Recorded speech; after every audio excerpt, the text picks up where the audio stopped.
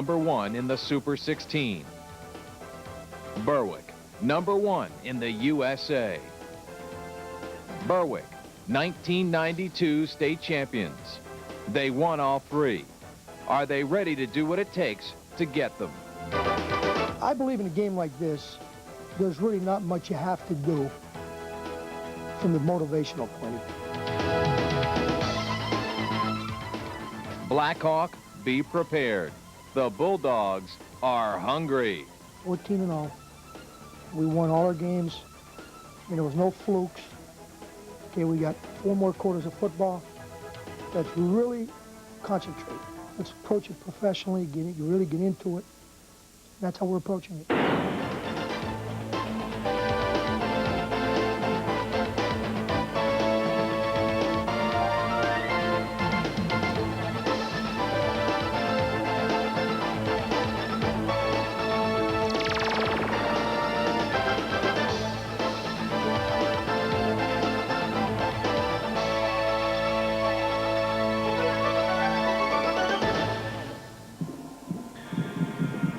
It's a beautiful sunny day in Altoona, PA, and welcome. We are live at Mansion Park for a state championship game, our second telecast of the weekend. Last night we saw Valley View win their state championship here. Today, hopefully we'll see #1 Berwick take another state championship back to northeastern and central Pennsylvania.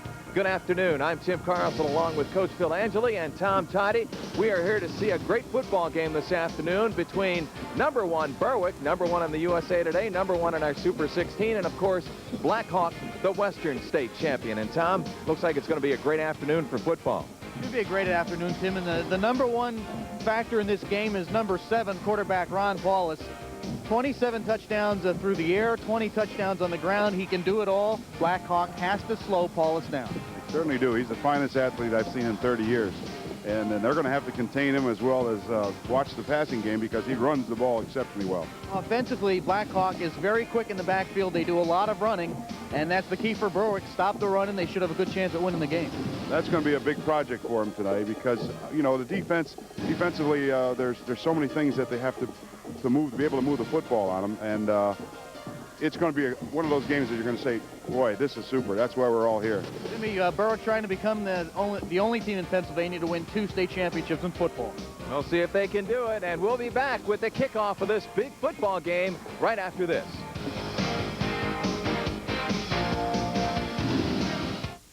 Today's Berwick Blackhawk State Championship football game is brought to you by the folks at Franklin First Savings Bank. Remember, for all your banking needs, see Franklin First. By your local Quality Plus Ford dealers. Have you driven a Ford lately? By Region Oil. We deliver more than just oil. And by Quick Joe Ice Melt. Available at all leading food, drug, and hardware stores. You gotta hit the ground running. Better kick out dirt. They're gonna see you coming. You better hit the ground running in a new Ford truck. Hey, hey, hey, hey, hey.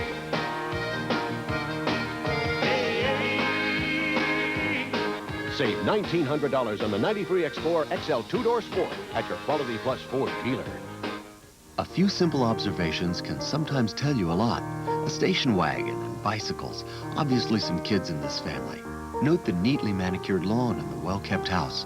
Surely people who take great pride in their home. But what you can't see is that this home is heated with best premium heating fuel from Region, the cleanest, most efficient, and safest oil that money can buy. So while appearances tell part of the story, there's much to be said for the company you keep. Region Oil. We deliver more than just oil. As Hank Williams Jr. says every Monday night, are you ready for some football? How about state championship football? I know we are. Tim Carlson here along with Tom Toddy and Coach Phil Angeli. And guys, I think it's time to get this one going. How about it? It doesn't get any better than this. The officials for this afternoon's contest. There they are in the middle of the field. Let's take a look at who they are. Richard Schlaba will be the referee. Ray Clemens, the umpire. The head linesman will be the Robert Weld. The line judge, Joseph Shabala. Back judge, Dayton Shugarts. And the field judge will be Michael Honstein.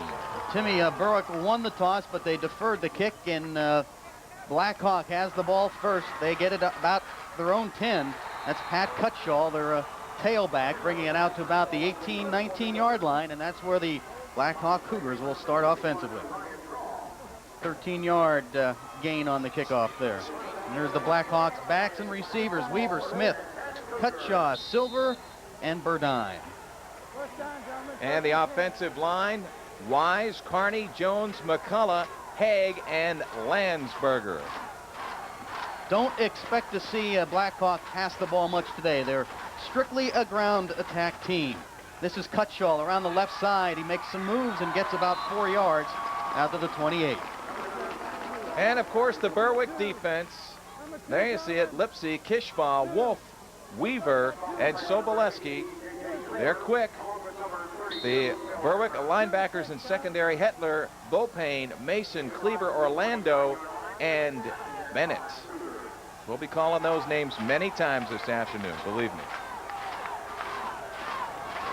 Power formation for Blackhawk, coach. 3 backs in the backfield, 2nd and 5, and it's the first man through. It's fullback Brian Smith, picks up about 2 yards, maybe 3, bring up a 3rd down. They ran a straight T formation, one of the oldest and most basic formations that there is in football. They tried a quick trap up inside with the left guard pulling right. You'll hear these names a lot. There's number 30, Brian Smith, and then tailback is Pat Cutshall, and then the split back is number 15, Matt Slaju. Those 2 guys will be running the ball all day long. Don't expect quarterback Jeff Weaver to run the ball. He's rushed 36 times this year for minus 19 yards. That's Brian Smith, first man through, and he breaks some tackles and muscles his way out to the 44-yard line. First down for Blackhawk. They're forcing Berwick to be in a base defense because of the too tight formation. And this is a belly play where the blocking back leads the play into the hole on the left side. It was great effort. Reminds me of Larry Zonka and the old Miami Dolphins. Yeah, it looked that way, didn't it? So 1st and 10 for Blackhawk on the 44-yard line. Early in the first quarter, this is Pat Cutshall around the right side. Nearly stumbles, makes a move, and he could be gone. Mike Bennett has a chance to track him down, and he gets Cutshall at about the 8-yard line. So there you see the speed and quickness of Pat Cutshall and the Blackhawk ground attack. He made a nice move there. He just made a great cutback there. Actually, a couple of cutbacks to get open.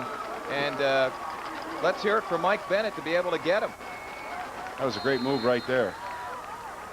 Cutshall, 1,400 yards rushing this year, 19 touchdowns on the ground, 4 touchdowns through the air, and a big gain there. 1st and goal on the 7 for Blackhawk, 9:42 left in the first. The handoff to fullback Brian Smith and Jason Soboleski. Brings him down, Mike Hetler. Mike Hetler from his linebacking position brings down Brian Smith. Well, this has happened to Berwick a couple of times this year where people have gotten down this far, but then they really stiffen and haven't given up too many touchdowns. First drive in the Mannheim Central game. And you see Smith on the play and Bill Hetler coming up making the nice tackle. Mannheim Central in the Eastern Final drove right down the field and fumbled on the 6. So 2nd and goal on the 5 for Blackhawk. Keeper by Jeff Weaver. Now he pitches to Cutshall, and he will score. Very basic play. It's a belly option to the right. Read it well. Pitched it when he had to. Made a good play out of this. And for the first time this year, the Berwick Bulldogs trail in a football game. That'll be character time now for the Bulldogs. But they got the guns, almost a fumble there. There's the pitch. Waited to the very last minute. Excellent option. Jeff Weaver, the quarterback, is also holding here on the place extra point. That's Dustin Levenger with the extra point, number 10. Jeff Weaver's brother Scott was quarterback last year, and that ball is knocked down at the line of scrimmage. Actually, Weaver bobbled it, so Blackhawk comes right down the field and scores a touchdown. They lead Berwick early in the first quarter, 6-0.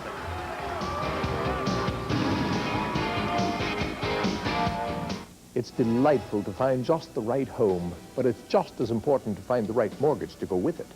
Whether you're buying your first home or refinancing your last one, Franklin First has all the mortgage choices you'll need and good people who can help you make that important choice. There's never been a better time to buy or refinance, so don't put off until tomorrow the home you can have today. You know who to see.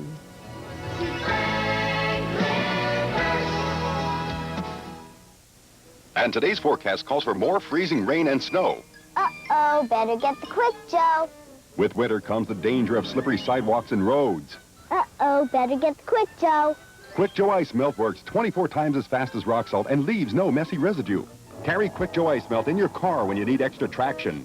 Uh-oh, you better get the Quick Joe. Don't get stuck without Quick Joe Ice Melt.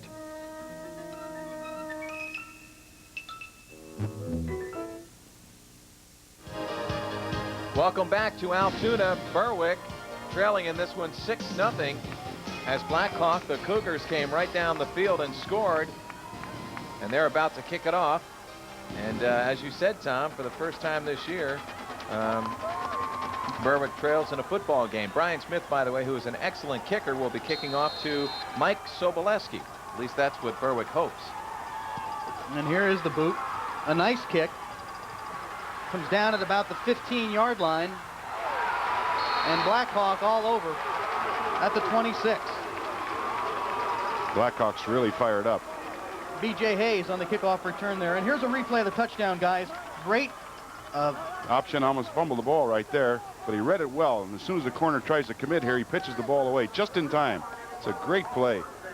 That's just the way you run an option. A great hold by Jeff Weaver. He almost lost the ball and then got it out there. Does Berwick come out throwing here, Coach, or do they try a little basic hard-nosed, we'll show you we can do the same thing? Well, I don't know. He might just test the waters first with the run and then see what's going to happen. Of course, he could have the wide opens. He's got two wide opens right now and two tight, so it's a balanced formation to do anything he wants to.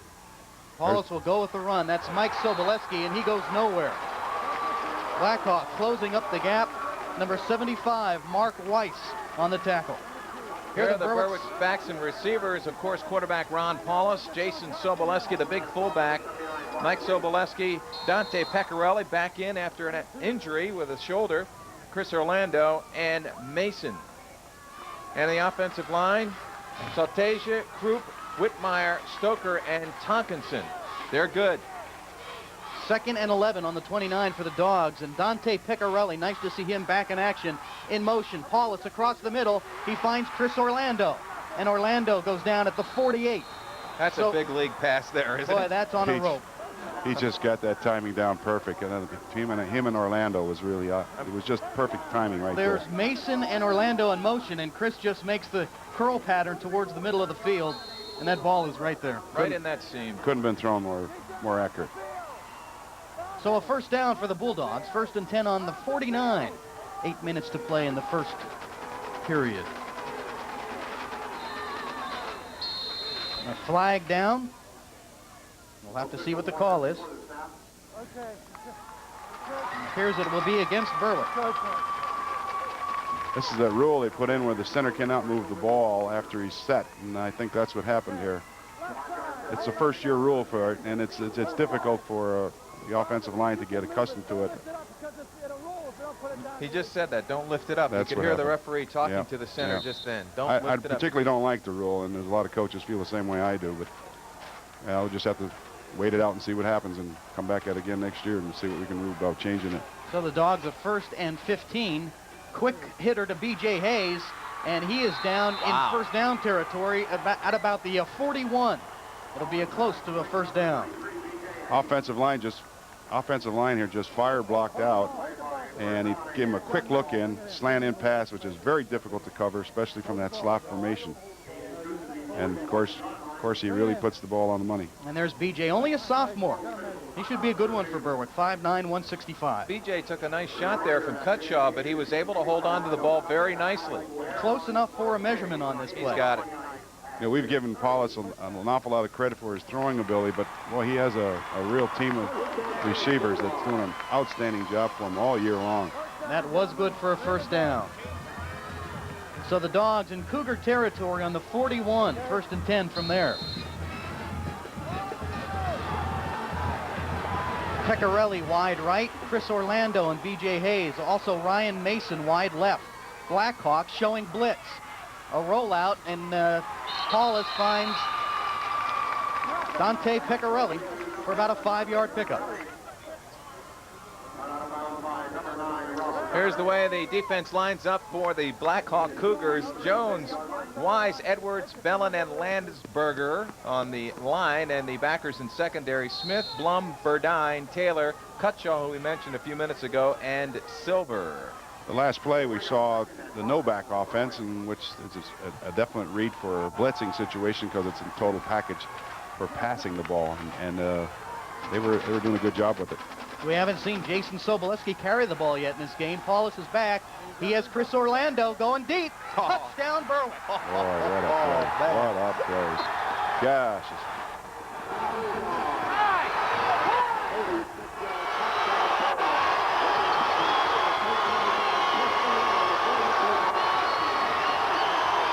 You can't bottle that stuff, guys. Is he exciting? If you did, it would say grease lightning.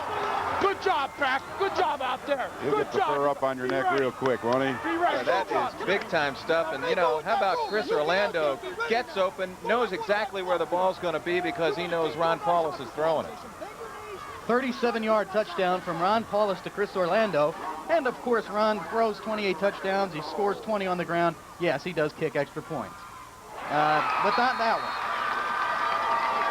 Maybe they're having little problems on the turf or something, but that's the second botched extra point we've seen in this game. 6-6, Berwick and Blackhawk even. Man, we get a second look at this. Yeah, that's just great timing. Effortless, too, the way he throws it out there. Lets Orlando run right under it. Keeps his eye on the ball and takes it home.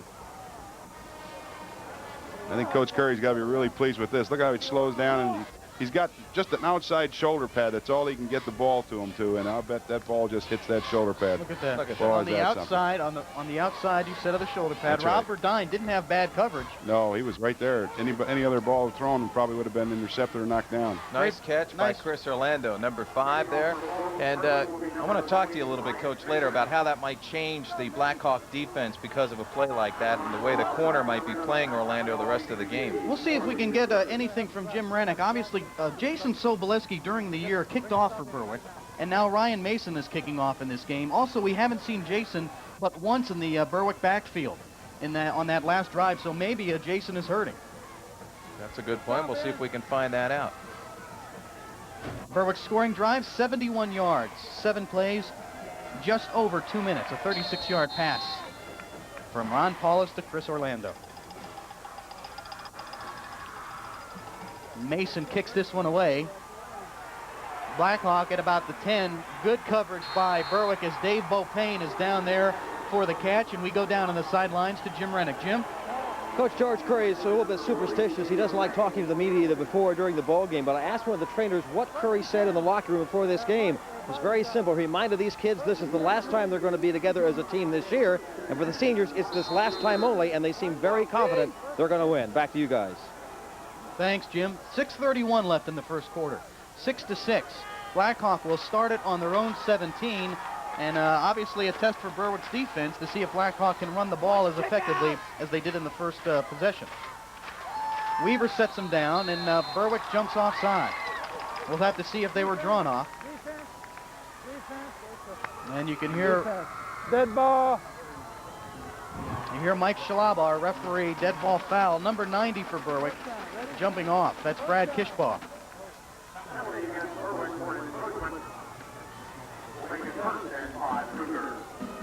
There's Jason Sobolewski and Kishbaugh on the left of your screen, and you see Jason and Brad do a little jump there, and it cost them 5. So it's 1st and 5 on the 22 for the Blackhawk Cougars. This game is tied at 6. Jeff Weaver sets him down. That's Pat Cutshaw, a misdirection. He picks up about 2 tough-earned yards. That's a counter trade, similar to what we saw yesterday with the Valley View Cougars running it, and the Redskins were made famous for it, and everybody else seems to be making a living on it. Here it is here, a counter movement to the right, and then coming back to the left with 2 pulling guard linemen. It's usually the right guard and right tackle. The Blackhawk coaching staff with a 2nd and 3 facing their Cougars. The pitch out. This is Cutshaw to the right side, tries to cut back and cuts up the middle and gets a first down. A flag on the play, and Timmy holding it, looks like, on Blackhawk. It was thrown real early in the backfield, so it's probably a very clear penalty. Sobolewski is down with an ankle injury, it appears. Yep. Jason is down on the floor. He's also very upset about it, too. He might have been nursing an ankle injury for a while. And then Coach Curry probably didn't want him to limit his playing ability offensively because he really needs him at defense. This could be a big loss to him. I hope he's all right. George and the trainers are coming out on the field as Jason is down at the 30-yard line. It appears it is an ankle, as you said, Phil. We had holding. That's right. 64. Mike Carney with the Blackhawk penalty. We're going to take a look at the injury here. 6-4. He's scraping off the block real well, coming back inside. This is probably where it happened. There it was. He hit one of his own men on the bottom of the ground and got his ankle underneath it. Either a left ankle or a left knee. So Jason Sobolewski, the big part of this Berwick offense and defense, 6'4", 225, is now being helped off the field. And we just hope Jason is okay, and if he can get back in this ball game, fine, but we just hope that it's nothing serious for Jason Sobolewski. Meantime, that penalty has really backed up the Blackhawk football team. Now John Lispy will take Sobolewski's place on the left side of that line.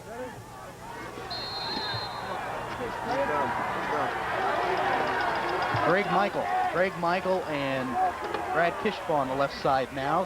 2nd and 15 for the Cougars. Weaver hands off. This one goes left side, and this one going nowhere as Dave Beaupain and Bill Hetler come up in pursuit. Actually a pickup of about 6 yards, 7 yards on that play. Getting some of the yardage back. It'll be about 3rd and a long 7. Dave Beaupain, number 40 for the Bulldogs, with a big hit there to make sure that that runner came down.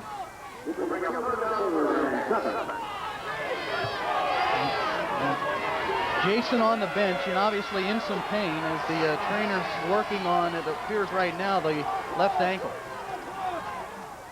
So a 3rd and 7 for Blackhawk on their own 20-yard line. Hetler and Beaupain on the blitz, and it's Bill Hetler coming in and nailing the quarterback. Jeff Weaver paid for that, and he is down and slow to get up. Number 32, Bill Hetler, just blitzing, and Jeff Weaver is well paying for that one. 63, Randy Weaver did a nice job inside too, making that play. Now, we talked about it last night, gentlemen, field position, as Jeff Weaver, the quarterback, also punts from his own 5-yard line. I think that was big, too, that Berwick held them right after Berwick had scored. I think psychologically it's going to do a lot for the Bulldogs. Weaver's punt hits at about the 42. Players try to get out of the way, but they will mark it down at about the 47-yard line. So we are midway through the first quarter. Berwick and Blackhawk tied at 6 for the state championship.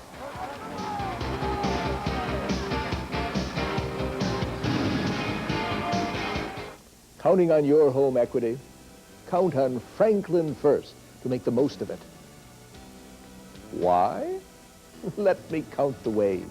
Start with a simple application and quick response, and you end up with sensible terms and low monthly payments you can live with. Who can you count on for a great equity line? You know who to see.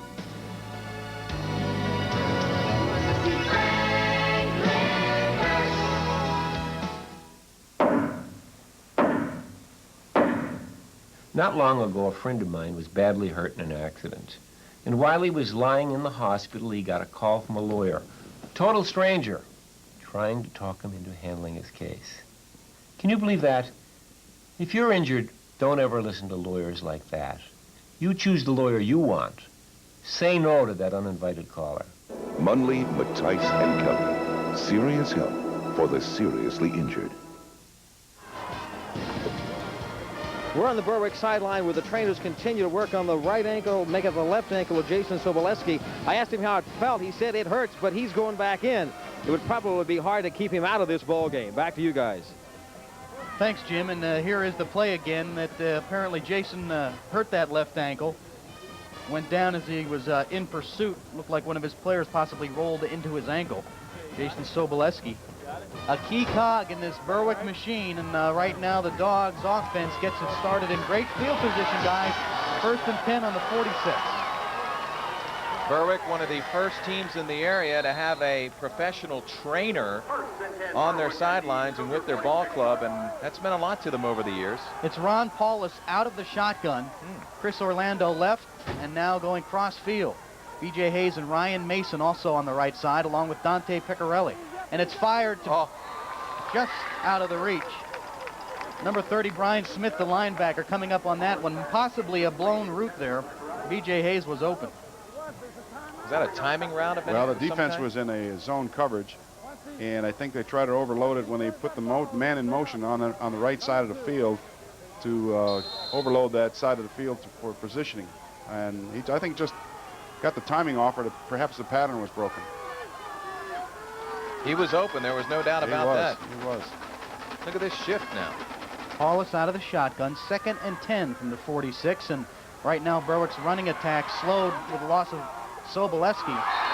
Ryan Mason, the intended receiver, that ball knocked away by number 22 for Bucktail. That's how strong Ron Paulus is, though. He threw that off his back foot and still got plenty on it. What they have to watch is when there's no back set and he's in the shotgun formation, you're going to expect the blitz all the time. That was Brian Silver there in the nice defensive effort for Blackhawk. Didn't mean to say Bucktail. So far, Ron Paulus, 4 for 6, 76 yards and a touchdown. So another day at the old office for Mr. Paulus. Without Sobolewski back there, and even more attention and more focus on Ron Paulus. 3rd and 10. Paulus waits, and that pass is batted away by Brian Silver. That time Blackhawk was in a man coverage, and it was a tight coverage for everybody, including receiver coming across the field. Here you get a good look at it now. He's reading them, coming two receivers, both crossing patterns. Just a great effort. Ryan Mason, Ryan Mason, the intended receiver there, 5'9", 170, the senior. Came up from Mannheim Central area about 4 years ago when his father and parents moved to the area. And Ron Paulus will punt it away here. 4:08 left in the first quarter. Looks like too much time for Berwick. On the offense. Motion again.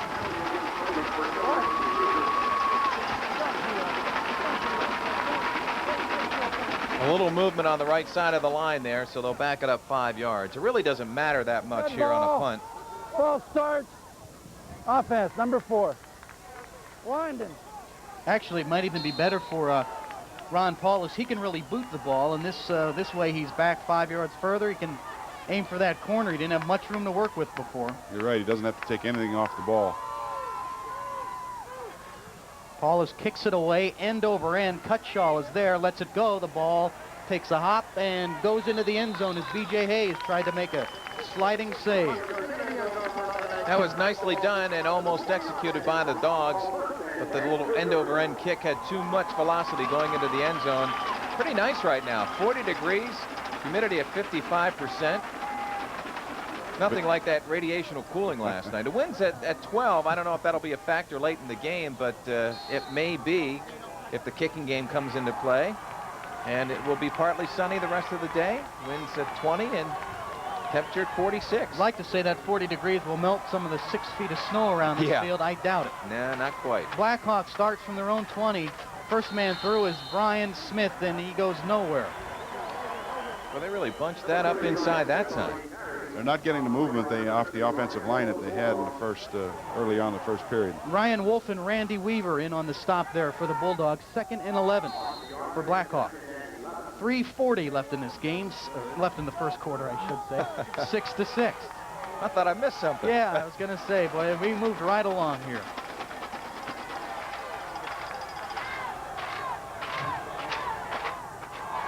Weaver checks out the defense. and sets him down. A pass for Jeff Weaver. He's being pressured. Kishbaugh. Weaver tries to get away, and he is gang tackled down at about the 23. A loose ball, and Berwick recovers. It's Ryan Wolf with the fumble recovery. It's a big break for the Bulldogs here. And you could see the Berwick players going for the ball as he was coming through, trying to strip it, and it worked. Excellent play by the Dogs defense. Remember I told you Mannheim last week or 2 weeks ago on their first drive they fumbled? The guy that recovered was Ryan Wolf, and he does it again today. Here it is. He's in trouble all day right here. He can't find a receiver open. Yeah. Excellent coverage by the secondary. Brad Kishbaugh and giving plenty of pressure. Now here's Paulus from the 31, or 26, excuse me, and over the middle to B.J. Hayes. B.J. takes a hit, but holds onto the ball and is down at the 7-yard line. It's a great timing pattern right between the linebackers and the defensive secondary. BJ's also taken a hit this afternoon, but he holds on. But there's the fumble. Gets it just before it goes out of bounds. Excellent job by Ryan Wolf. So here come the Dogs, and Jason Soboleski is back in the Berwick backfield. First and goal on the 9.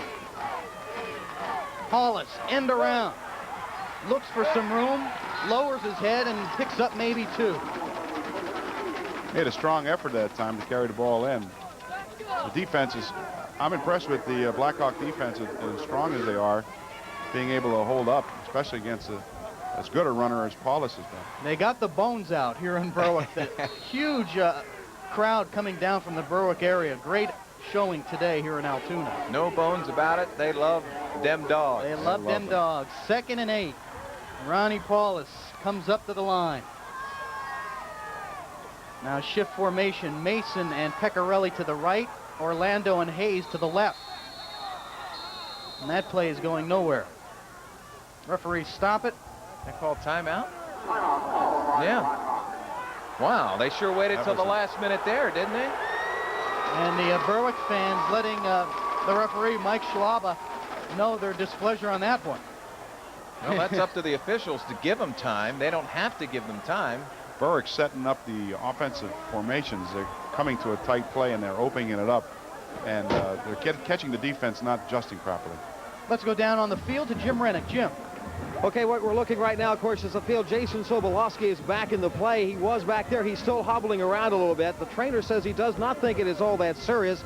They will not take x-rays after the game unless it is still bothering him. But right now he's in a bit of pain, but he's putting it aside. This is championship Saturday. Back to you guys. Well, we certainly hope the big guy, number 99, Jason Sobolewski, 6'4", 225-pound fullback, who is really a wonderful football player offensively and also defensively. Maybe doesn't get enough credit on the defense, but we hope he gets back in the ball game. Also keep in mind, Ron Paulus is going to any Division I school he wants. Jason Sobolewski is pretty much in the same situation. He is being highly recruited, and there's no need to hamper his future career today. If he can't play, and if the team can do it without him, then why not? Paulus, 2nd and goal from the 8 as Mason and Orlando go left. Hayes to the right, and it's Chris Orlando. Touchdown Berwick, 12-6. Great call by the Dogs. They just opened it up, ran a cross pattern inside underneath the linebackers, and Paulus put the ball right on the money, and it was just a super effort. They have so many weapons out there. It's unbelievable. If it's not one, it's the other, and Orlando is right there to pick this one in the end zone. He read the blitz as well, too. Knew the coverage. He's just one fine athlete. Back it up!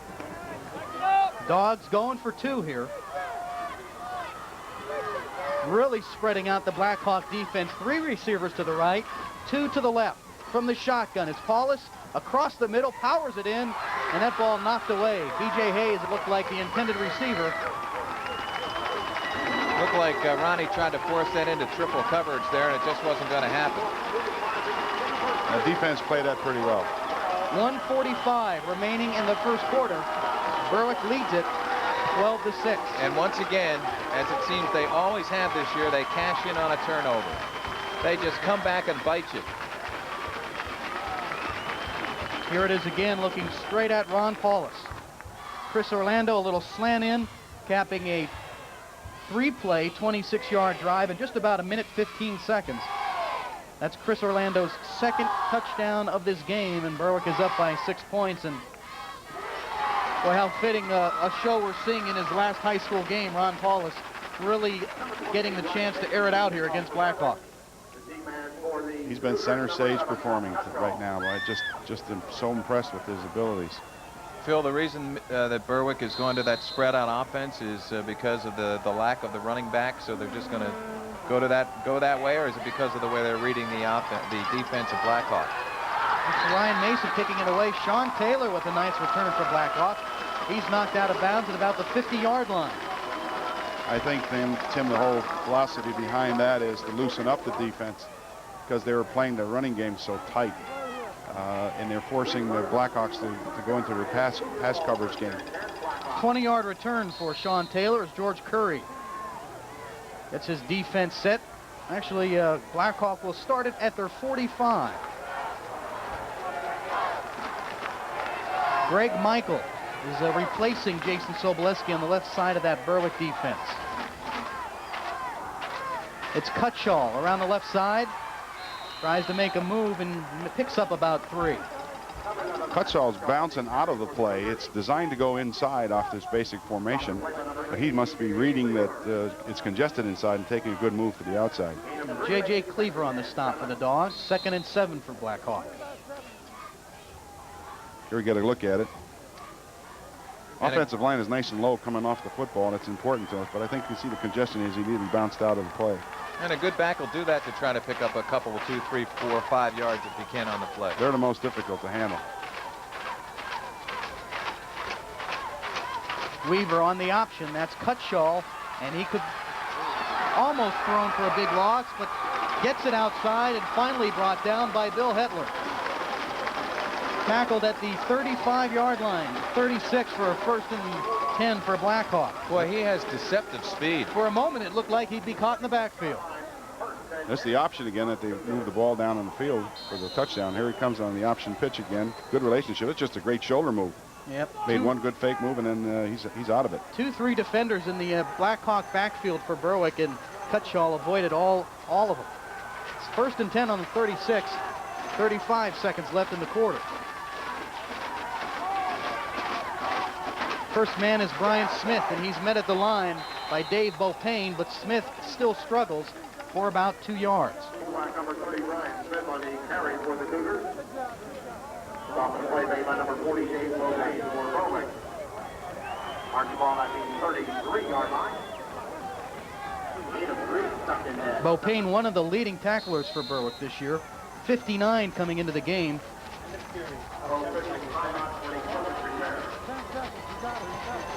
They ever opened up their offense a little bit more. They haven't gone to the basic tight formation that they have. Now with the slot formation and showing some motion, I wouldn't be surprised if they tested the air here with a pass.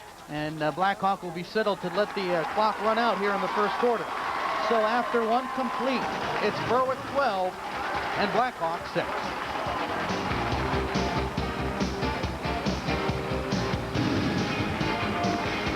It's confounding. Where is this economy headed? And how can you invest when you don't know where the interest rates are going? Franklin First's revolutionary CD makes it easy. If interest rates go up during your 2-year term, you get a chance to lock in at the higher rate. You don't need a crystal ball to beat the interest rate guessing game. You just need to know who to see.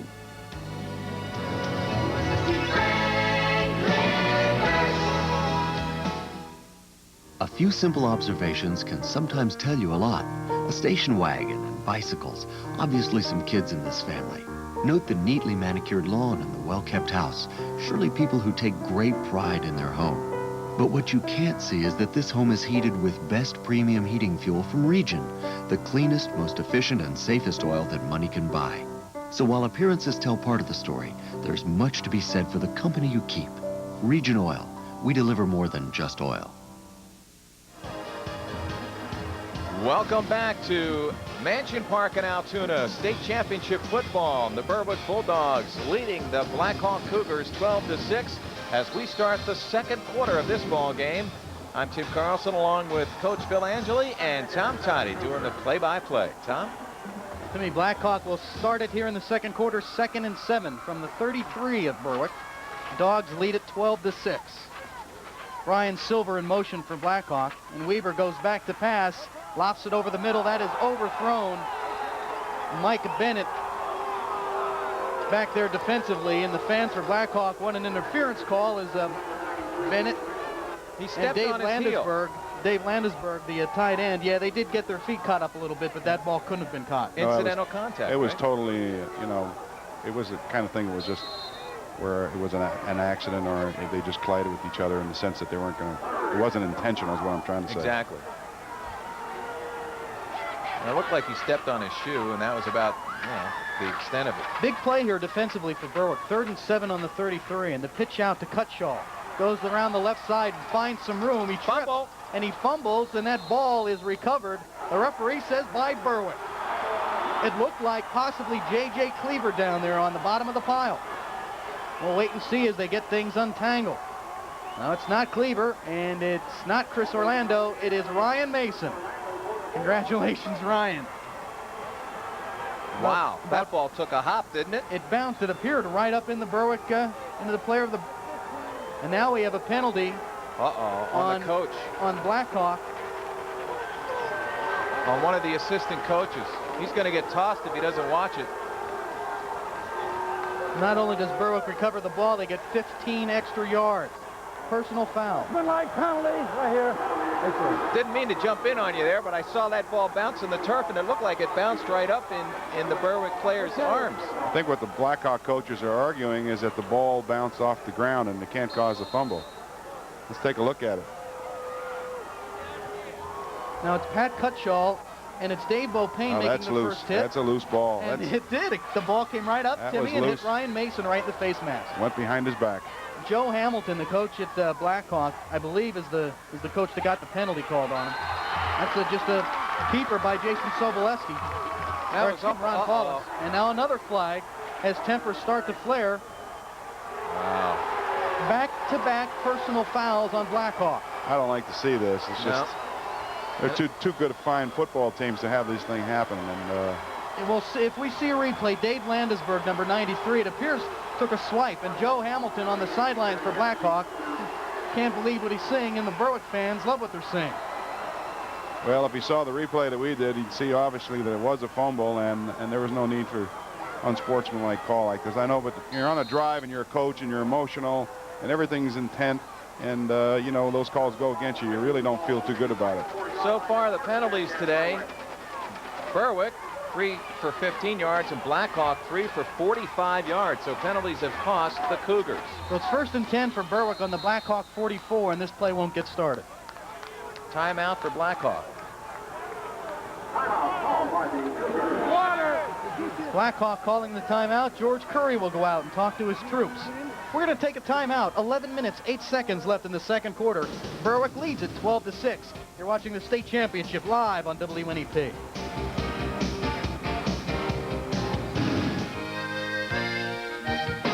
You gotta hit the ground running. Better kick out dirt. They're gonna see you coming. You better hit the ground running in a new Ford truck. Hey, hey, hey, hey.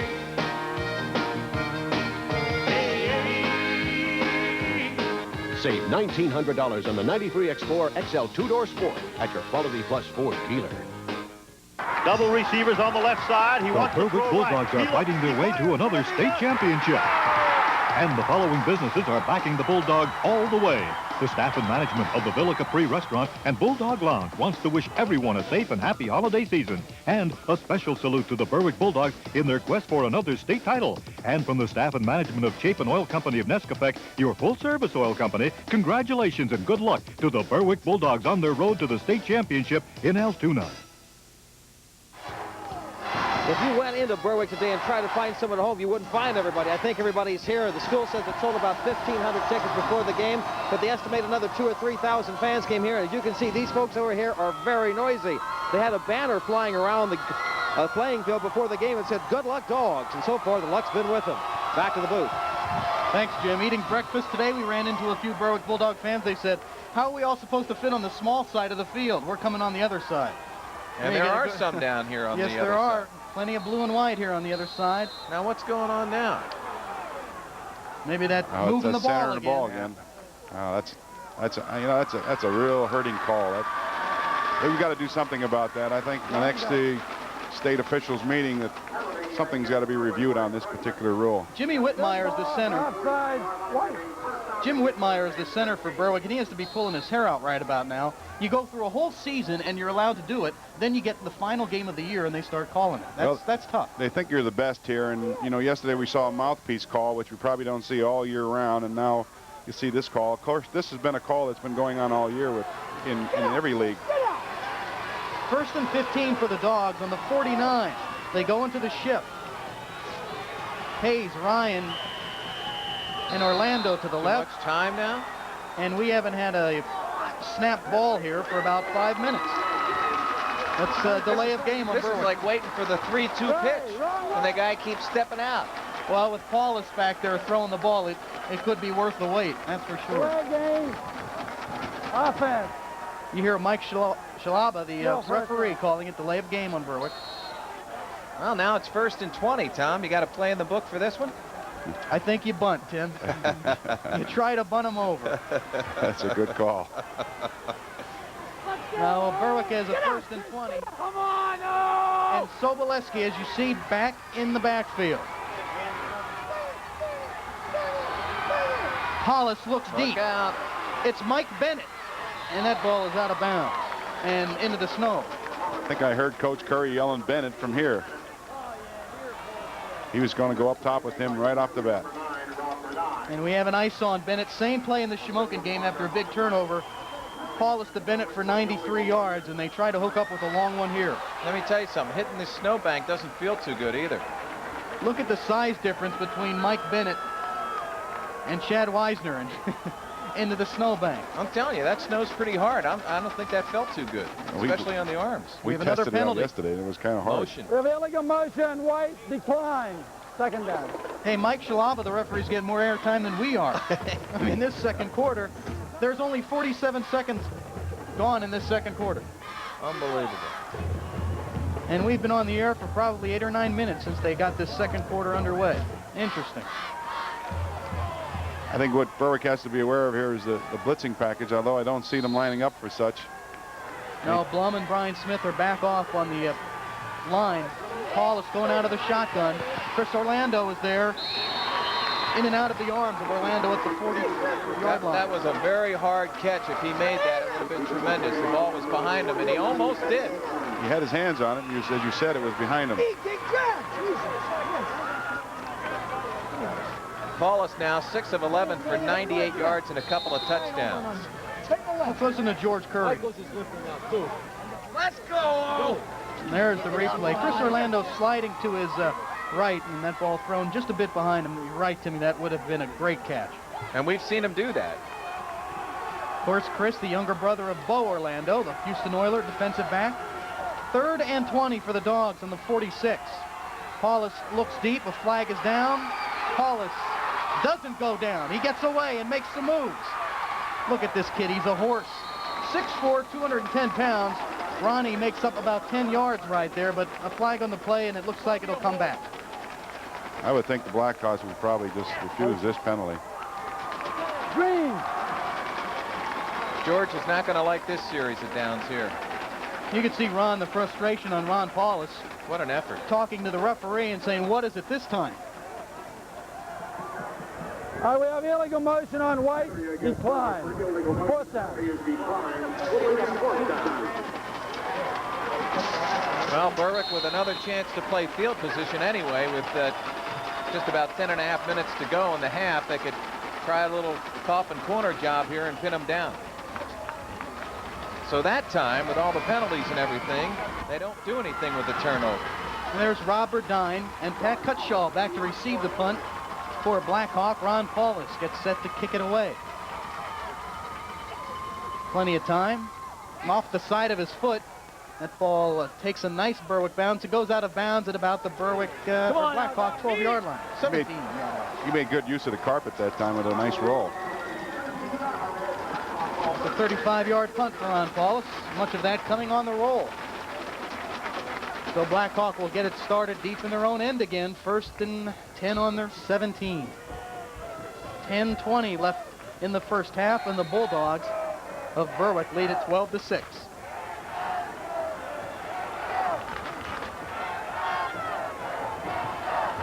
Jeff Weaver up on the line.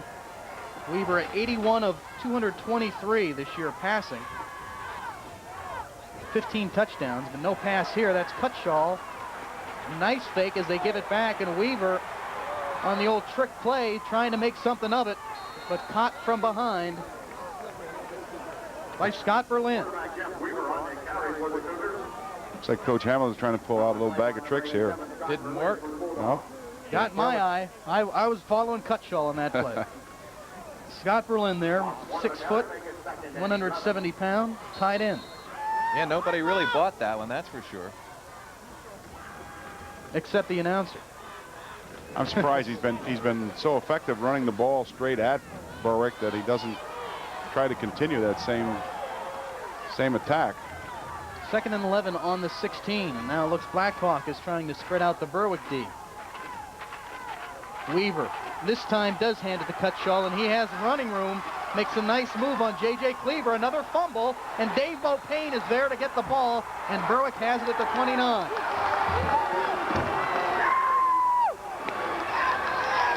Blackhawk killing themselves. Okay, we got a good look at the offensive line.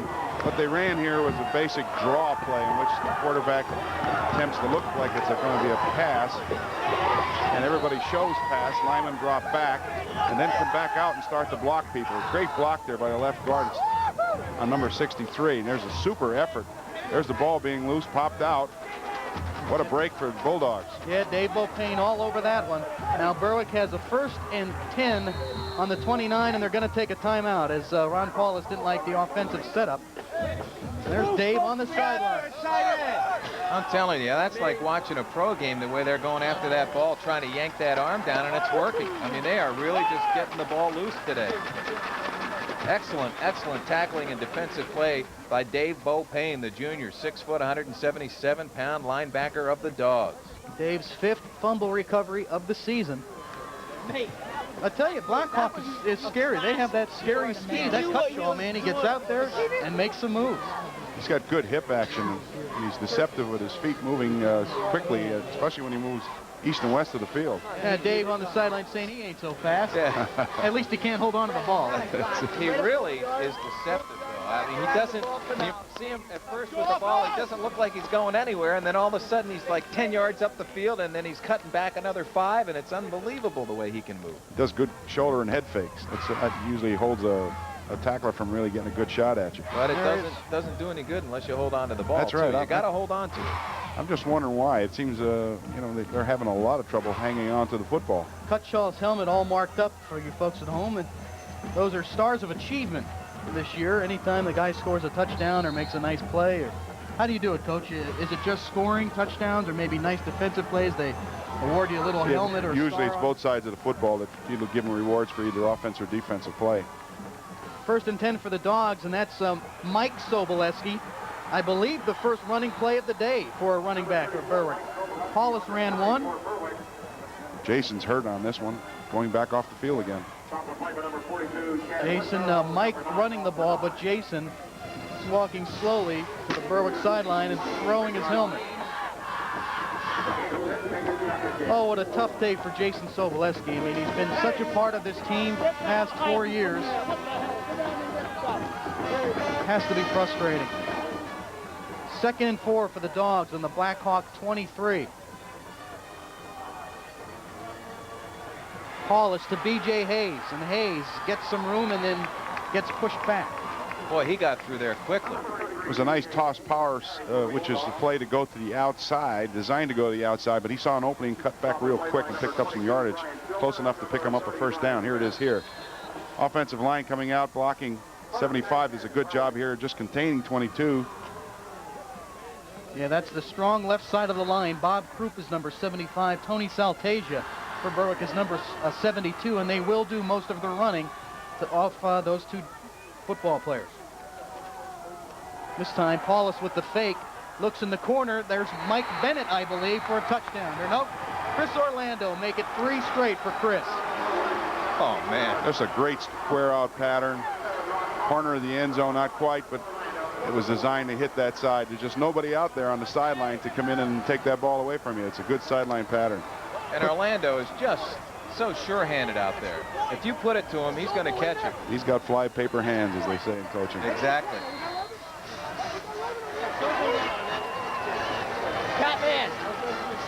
This time, Coach Curry signaling in. They'll go for the 1, as Ron Paulus will try to put it through and get the game's first point after. Berwick cashes in on the turnover there, too. This one is up, and it's good. So 7:51 left in the first half. Berwick leads it 19-6.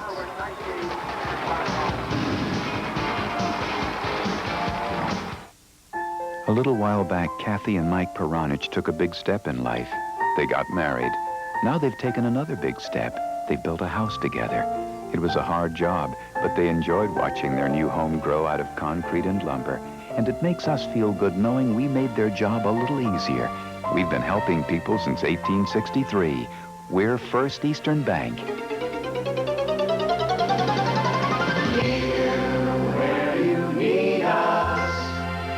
Double receivers on the left side. He wants to throw right. The Berwick Bulldogs are fighting their way to another state championship. And the following businesses are backing the Bulldogs all the way. The staff and management of the Villa Capri Restaurant and Bulldog Lounge wants to wish everyone a safe and happy holiday season. And a special salute to the Berwick Bulldogs in their quest for another state title. And from the staff and management of Chapin Oil Company of Nescafec, your full-service oil company, congratulations and good luck to the Berwick Bulldogs on their road to the state championship in Altoona. Welcome back to Mansion Park in Altoona. Berwick leads it 19-6. Ryan Mason gets set to kick it away, and we'll have to talk about Chris Orlando in a bit, guys. He's having quite a game. 3 catches, 3 touchdowns as Pat Cutshaw awaits the kick. This is a short one, picked up at about the 25. Trying to get to the outside is Sean Taylor, knocked out of bounds. And here is Chris Orlando on the isolation. Just doing a quick square out pattern. There he comes back inside. There it is. It's right there on the money. I mean, you just can't defend that kind of a pass. That's a great move, isn't it? Super catch as well. And Sean Taylor, the kid that caught the kickoff, There's another look at it. Was really outmatched there. That tight spiral just comes right in on the money. It's on a rope, as the coaches would say. So Blackhawk has their work cut out for them. They are a predominantly running team, and they find themselves down 19-6. 1st and 10 on the 40. 7:45 left to go second quarter. That's Brian Smith. He gets out to the 45. He's got strong legs, running back. Really strong. He carries 2 or 3 people with him and picks up an extra 3 or 4 yards. Smith also, as we mentioned, had a big year like Cutshaw. 896 yards, 19 touchdowns, 200 yards receiving, 2 extra touchdowns, so 21 touchdowns on the year. Pretty much the Jason Soboleski of Blackhawk. Similar numbers. Jason with 812 yards and Smith with just under 900. 2nd and 5 on the 45. Weaver on the option, pitches to Cutshaw, and he gets first down running room and slides down to about the 45-yard line into Berwick territory. They're beating pursuit to the outside. Lyman can't get off the blocks quick enough, and he has got so much quickness. Looks like Dave Beaupain, number 40 for Berwick, was able to at least slow him down a little bit. They're beating the option to the outside. That's what they're doing. John Lipsky is inside. He got caught inside the play, and he's probably the one who was responsible for contain. Beaupain actually ran into him, but hey, if that's the way you got to do it, you do it that way. From the 47, Weaver goes to his left. Cutshaw again. This time Berwick's pursuit much better. Bill Hetler in on the stop, and another flag down, and it appears a face mask. Mike Bennett and Bill Hitler in on the tackle, and a face mask on Berwick. They're running the option real well. And they marked this one off. Mike Bennett was there for the play. There's face mask against the defense. First down. Here's a good look at the option again. Down the ball, pitched it. Mike's there to turn it back in. Just made a good effort cutting back. Weaver very precise on his pitches, too. They're right there.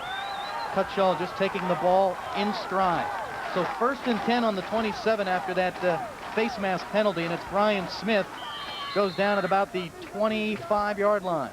They're keeping the defense balanced by trying to run the option to the outside real quick and running a quick trap up on the inside with Smith so that they can keep these things, keep the pursuit from pursuing on either play, either to the outside or back to the inside. It's a nice approach.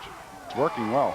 I think Blackhawk has to score here before they have, or they're in serious trouble. I agree. Put some pressure back on the Berwick offense. 5:51 left in the second quarter. Stacked backfield, and Weaver on the option, pitches to Cutshaw. He cuts back up and gets upended by Bill Hitler. Man. Head over heels.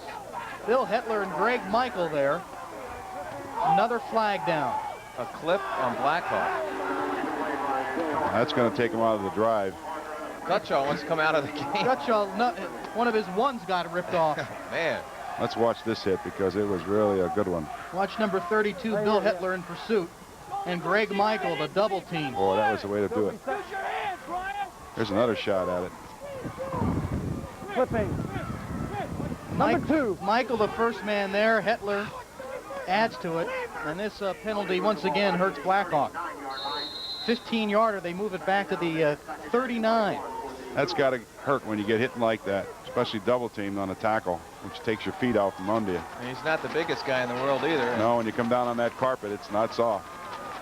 So 2nd and 21 for the Blackhawk Cougars, and they send 2 receivers to the left. Weaver goes back to pass. He has plenty of time, a screen pass, and he just floats that one out of bounds. There was nothing there at that time. That's a smart play on the quarterback's part there, though. You know, why risk any problems? Just chuck it out of bounds. We talked about Jeff Weaver, a little pedigree. His brother Scott last year helped Blackhawk to the state championship game. They lost it, but Scott moved on to Illinois, receiving a football scholarship and playing in the Big Ten. So Jeff Weaver coming in his first year, and coaches at Blackhawk didn't know how he'd play, and he's just come on and had a great season. Hasn't made many mistakes. Only 3 interceptions all year. Quite impressive in 15 games. Actually 14 and a half. 3rd and 21. Weaver in a passing position again. Across the middle. Landesberger down at the 30-yard line. Nice tackle there by Chris Orlando, though, in the open field to stop that play right in its tracks. Dave Landesberger, a nice-looking tight end. He's a big boy. Made a nice catch and took a hit. There were some nice patterns there. They drove 3 people deep and then ran Landesberg back up underneath the underside. There it is right there coming across our screen. He's kind of your prototype tight end, isn't he? He is.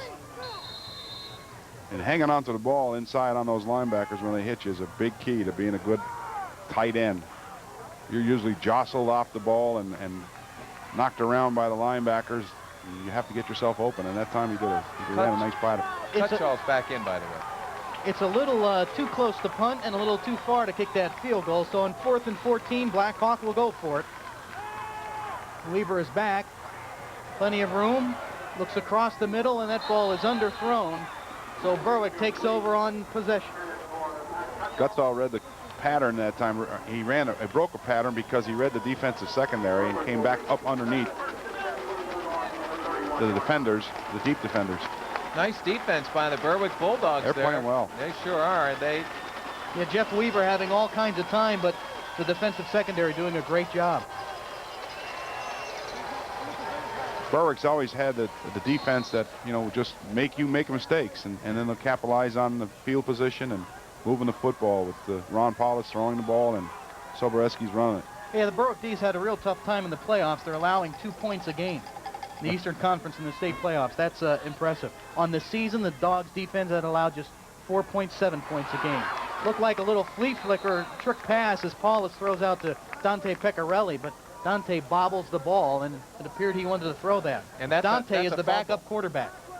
That was a fumble, by the way, because that was a lateral pass, so he had to pick it up, and that's where the ball's going to be right there. It's not an incomplete pass. You're right. And he knew it, too. You see Dante looking downfield. So smart play by Dante Pecorelli to pick that baby right back up. Yeah, and then that's the young man that'll be quarterbacking this team next year. So the Dogs with a 2nd and 13 on their own 28. 3:45 left to go in this first half. Paulus out of the shotgun. He'll keep it on the quarterback draw. And Ron goes down at about the 37. He's a master at that. That was a nice play. They moved the tight end off the ball, number 32. He was in a position to have the linebackers drop with him, and when Ron Paulus saw the linebackers dropping, he just got back into the patterns and ran a draw. Center 55 did a good job here. Jimmy Whitmire. Jimmy Whitmire stayed with the blocking not only on the right side, but on the left side as it ran down the field. 3rd and 4 for the Dogs, and they do a little shift. Paulus over center, hands off to Mike Soboleski, and he gets the first down. He gets popped and pushed back, but if they give him the forward progress, he should have a first down. And Blackhawk, a little extracurricular activity going on there in the Berwick sideline. And there's Jim Whitmire, the center of this Berwick offensive line. These guys up front don't get enough credit. You like the guys in the line, huh? I love them. The Hogs. Everybody's got a name for them, but boy, I tell you, these are the Dogs, and they're really a great football team. Now, how many times has that Berwick offensive and defensive line been outsized this year, and they just do it with sheer tenacity? They come out the ball so quickly. So much pride. Yep. 1st and 10 as Paulus rolls out. Chris Orlando is over there, and he's caught everything else thrown on this year as Chris takes a walk up the snowbank and gets a nice help down from the Blackhawk player. Ron faked the dive inside and went right up top. Got an isolation on this one and looked good. He's got his pattern. He turns around back inside. Took it out of bounds. It probably was a safe ball to throw. It's not fun covering that guy. I'll tell you that right now. No. Ron up the bench and onto the snow. So 2nd and 10 on the Bulldog 42. Paulus working out of the shotgun.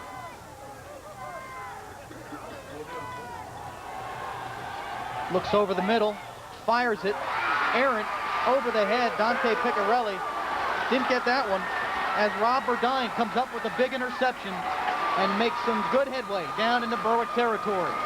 That's a big play for Blackhawk with 2 minutes to go in the first half. Ron Burdine with the interception and a 40-yard return. They were in man coverage then and stayed with their people. Blackhawk did a great job of defending. Chris Orlando flexing the knee a little bit on that play, but he's all right.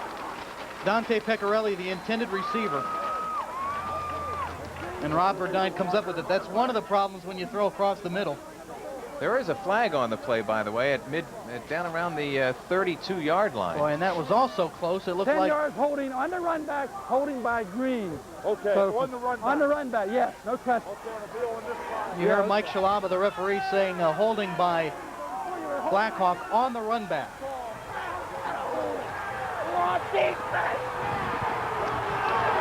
Wow. Now the Blackhawk players having to restrain one of their own. Boy, number 34, Jimmy Edwards, is yelling at the official, and Blackhawk calls timeout and trying to regroup here. They have the ball, and they have a chance to get some points on the board before half. They don't want to blow this chance. There's Cutshaw and Burdine coming over to the sideline. And the coach of Blackhawk is having a little discussion with the referee right now. I didn't see who called a timeout.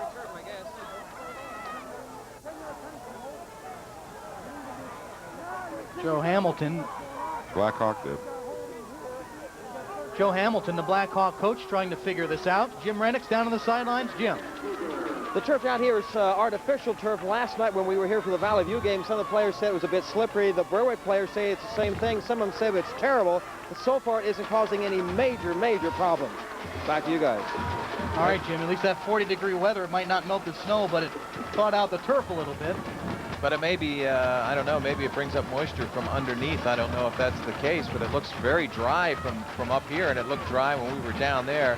I think it just might be the fact that they're not used to this kind of turf. They played on the turf at Lackawanna County Stadium, the turf at Riverfront Stadium in Cincinnati, where they played once before, although I don't know if any of these kids did, although Ron Paulus did. That's more like Lackawanna County Stadium. Well, I think the nap here is a lot shorter than those two places. Blackhawk, by the way, with no timeouts left now, and they'll have to do this 2-minute drill without it. 1st and 10 from the 42 and a reverse. It's Pat Cutshall, and he is a gain of about 6 yards. And, Coach, we were talking about this earlier. This is one kind of play that you can get make up some yards on Berwick, the reverse, the misdirection. It's a good call, especially when you have a power game that complements it in the inside. But aren't they really looking for more than just 5 yards out of a play like this? Usually they try to get a bigger, it's designed to get you 10 and 10 plus. Why does a play work like that against the Berwick defense? They're so aggressive? Well, they're kind of, they play a defense on pursuit, so they'll go to the ball where the action shows in the backfield, and that's when you usually catch them on the reverse action. 2nd and 4 for Blackhawk. 1:25 left in the first half. Remember, the Cougars have no timeouts. That's Brian Smith on the pitch out, and he is met by Bo Payne and a few other tacklers. Bounces off Bo Payne to pick up about 2. So this really doesn't, this offense doesn't really lend itself to a 2-minute drill, especially if you don't have any timeouts left. Well, when you're caught behind with a running game, it's difficult unless you're so explosive that when you run an option like they just tried, that you make big yardage out of it. Although it does help when they stop to measure, because the clock is stopped. This is going to be close. It's a lot like when you run the wishbone offense or you're running the Houston Veer. Anytime you have a running game, it usually makes it tough for you to come back on a 2-minute drill. That's a nice second effort by Brian Smith to pick up that first down. It also makes it tough if you get behind because you're not used to throwing the ball. That's right. So 1st and 10 for Blackhawk on the Berwick 32. Weaver looks to pass. Nice defense over there by Chris Orlando as they go sliding into the snow. He's spending a lot of time in the snow, is Mr. Orlando. Burdine on the intended receiver. Burdine and Orlando here. Nice double coverage here too, as that's a good matchup. Chris Orlando can play defense like his brother. I take that back. Nice man-to-man coverage. Yes, there. it was. I thought there was another person in the background there. I was impressed with the pass blocking on the offensive line as well. There's that lineman mentality again, watching down people. 1:06 left to go in the half. 2nd and 10 for the Cougars on the 32, and Weaver back to pass. To cross the middle, Pat Cutshall avoids a tackler, avoids another, and gets down to the 15-yard line, but there is a flag on the play. Maybe an illegal block of some kind down there in that area. And the way that the Blackhawk players are reacting, I think it's against the Cougars. You're both right.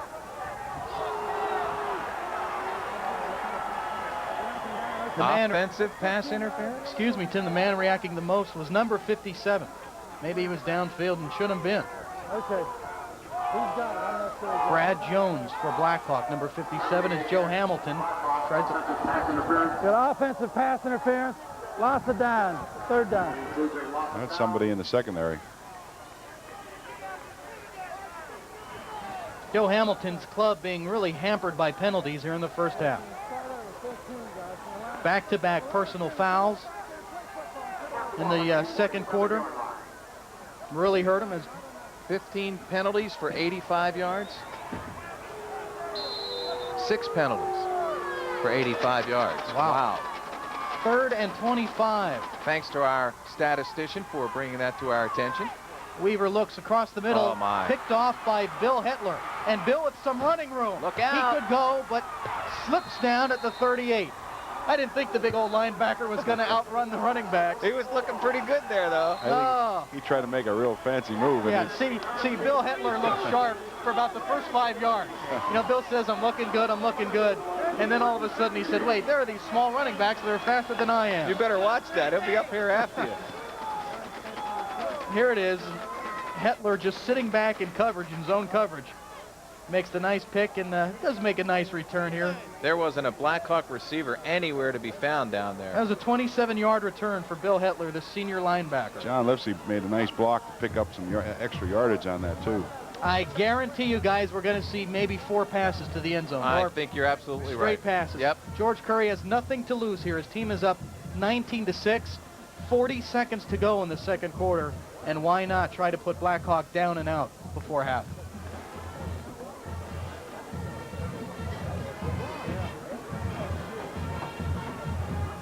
Berwick with a timeout left before the half, but with the offense that they have, they can throw the ball out of bounds. They can work the sidelines. 40 seconds, really, and being in the field position they're in is really being in fairly good shape. For them, lots of time.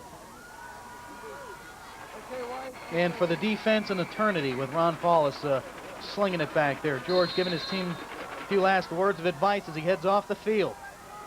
And there's Chris Orlando out there wide left, and you know he's going flying. Orlando, Pecorelli, Hayes, 4 receivers in the pattern for the Dogs. This one goes to Ryan Mason and overthrown, and Mason takes a lick. Brian Smith lowering the shoulder on Ryan Mason, but Ryan gets right back up and heads to the sidelines. And that only used 5 seconds. Watch this hit. Great isolation here, guys. Brian Smith comes up. Got him out and stretched out. That's just being there when you need to be. Patented reverse angle. I think that's Mike Cholko down on the far sideline, Berwick sideline. Berwick fans of the Berwick team on the away side of the field. Valley View at the home side last night. So Paula sets him down 2nd and 10 from the 38. Looking to pass again, rolling out, finds Dante Pecorelli, and he is knocked out of bounds at the 20-yard line. There's a flag down, and it looks like it's against Berwick. And it is. So that play will be nullified. It's too bad. Nicely done there, too. It was. He ran a great pattern. Let's hear what Mike Shalaba has to say.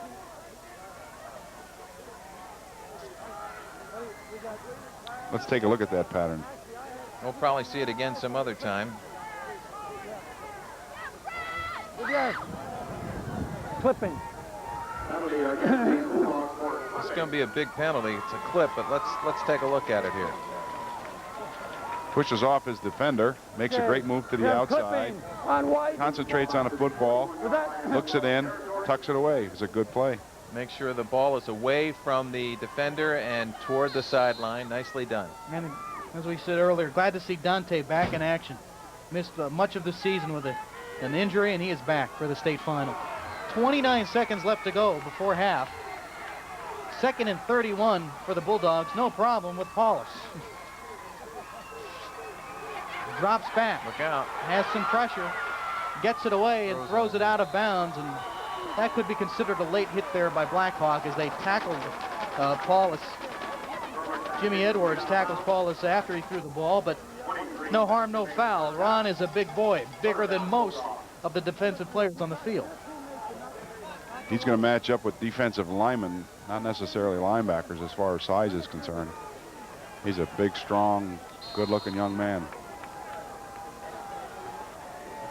Now let's see, with 23 seconds to go, and there's still 1 timeout left for Berwick. You got to wonder, and a long third down. What's his 3rd and 31? Oh, 3rd and to halfway to the moon. And now it looks as if Berwick just might be satisfied to run it out here. That's Mike Soboleski trying to get to the outside, trips up, picks up 3 yards. They're not even calling timeout. So the Dogs appear to head into the locker room at halftime in control. The end of the first half, the state championship here on WNEP, and Berwick leads Blackhawk 19-6.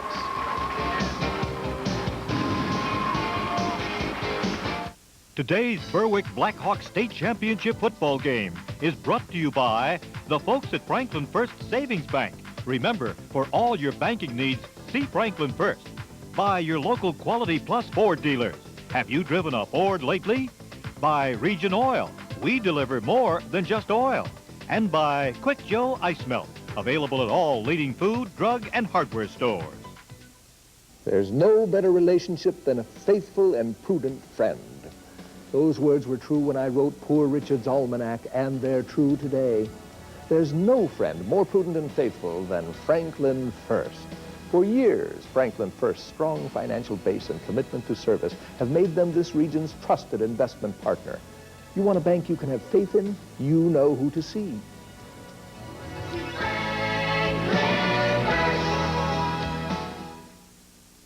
I'm heating 1,500 square feet with this Alaska Stoker stove, and I did not have to build a chimney to install it. Now, in the middle of winter, you too can start heating your entire home less expensively because you don't need to build a chimney to install an Alaska Stoker stove. Start saving now.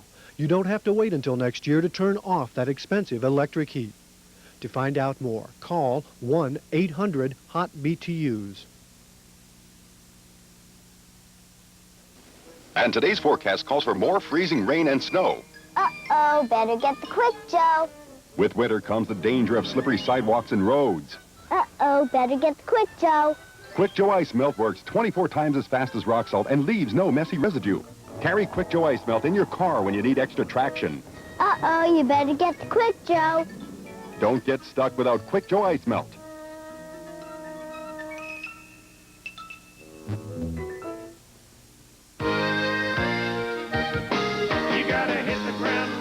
You want a truck as tough and as good looking as you are? You want the #1 seller, Ford. Tough on the outside, comfortable on the inside. If you got more style than the next guy, move on up to a flare side.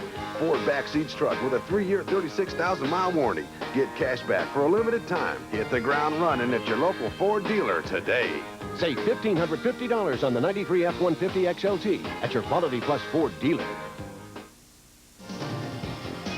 Welcome back to the state championship game. Berwick leads Blackhawk 19-6. At halftime, our #1 team in the Super 16, and of course, #1 in the USA Today newspaper rankings. And, you know, it's been that way at Berwick a long, long time. They've had a tradition of winning and winning big, and a lot of it has to do, maybe even most of it has to do, with a man named George Curry. Here's something about George.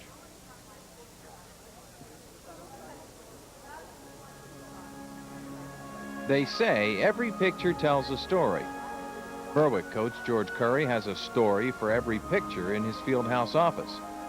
Most of the pictures are of former players, kids who've passed through the Berwick football program, kids who've learned what winning's all about. We like to teach that winning is part of life. You know, we want our kids to be successful. We have a saying down here, Tim, and maybe this has a lot to do with it. If you work hard enough, good things are going to happen to you. Since George Curry took over Berwick's program some 20 years ago, it's been nothing but good things happening. 218 wins, including the USA Today National Championship in 1983, 6 Eastern Conference championships, and a state championship back in 1988. The winning just goes on, and it won't stop anytime soon. I'll give you something we're very proud of. Right now we have a JV team, a 9th grade team, and an 8th grade team. We did not lose a game in any of our programs. We were 10-0 in 8th grade, 10-0 in 9th grade, 8-0 in JVs, or 14-0 in varsity. And we've done that before. So it's not only on our program, it's filtered down into the youngsters, and you know, we're to the point now that they don't want to lose, and they have the same thinking, when they put that Berwick helmet on. When the Berwick helmet came off, that hasn't been the end for many players who've shared in over $6 million in college football scholarships, won through the Berwick reputation for turning out winners. And I like to think that when we take a youngster in 8th grade, 5 years later, coming out of this program, he's going to be stronger, faster, more knowledgeable of the game. And we're going to get on him in school, make sure he's a good student. He's going to go to class every day. He's going to come to school on time. And we think the finished product after 5 years here is going to be a pretty good one.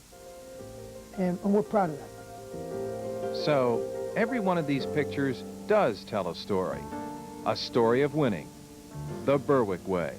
If you can help a youngster in life, just give him that little shove in the right direction. You know, the kid's still got to want it, but you can push him in the right direction.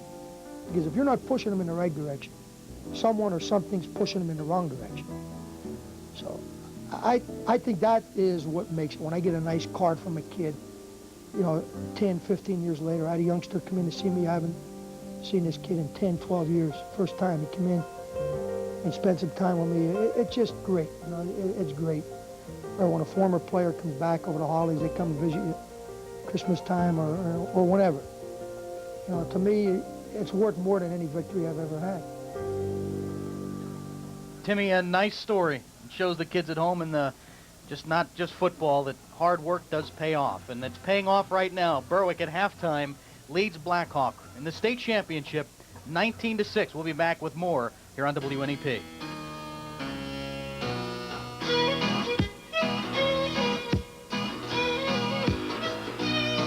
HMO of Northeastern Pennsylvania is making a difference. In communities large and small, our prevention, education, and healthy lifestyle programs are helping make that difference. And that's what makes us more than just a health plan to those we serve. Our mission says it all. We are trustees of the health care of our community, making a difference in the lives of those we touch. HMO of Northeastern Pennsylvania, the Blue Cross HMO, making a difference.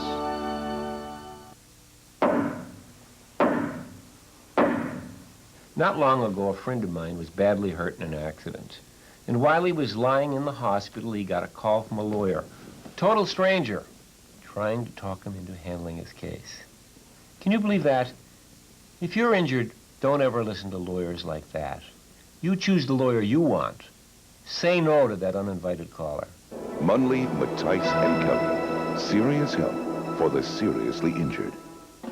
So what's all the excitement about? The Pontiac Grand Am. It's a great-looking car, and it's affordable. It's just $199 a month with the Pontiac Smart Buy. Just $199 a month. You get 4 doors, air, automatic, and standard anti-lock brakes. All that in a great-looking car. The Grand Am Smart Buy for $199 a month. By Pontiac. We are driving excitement. See your Northeast Pennsylvania Pontiac Pay Center. Conversations with a wildlife conservation officer tomorrow. We're down here on the rather quiet sidelines where the Berwick players have vacated the place right now, but joining me now is the band director of Berwick, Juan Rosser, and it seems like bands are an integral part of football, Ron, but a lot of times they get kind of overlooked. Do you guys put in a lot of training for this sort of thing? Oh, we put in a great deal of training, and we're real happy to be with the Dogs all the way through the season, and also our competition season, which runs during the fall. This has been, of course, a tremendous year for the Berwick area entirely. For you guys, has it been as exciting, especially getting ready to come out here for a championship game? Oh, very exciting. We hit probably the 2 biggest events a band could ever want, and that was an invitation to the Tournament of Bands Atlantic Coast Championships, which was up at Lackawanna Stadium there, right near your office, plus then to come here to the state game. It's like our kids are so thrilled because the 2 most exciting events that could happen to them came true in the same year. So it's been a wonderful year for us. Okay, Ron, congratulations. Your band's out there right now. Let's take a listen to this band out here from Berwick.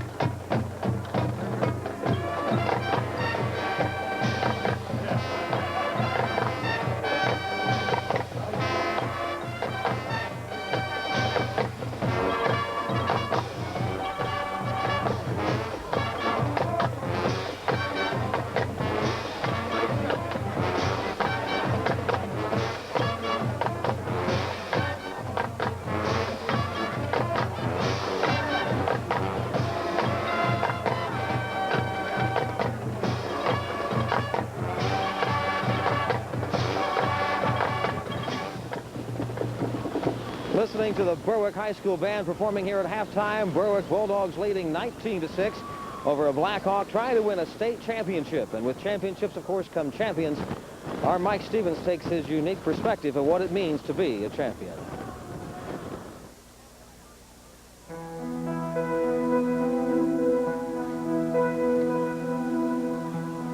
It all began, it seems, a very, very long time ago. Summer was at its height, the heat a choking blanket across 100 football fields.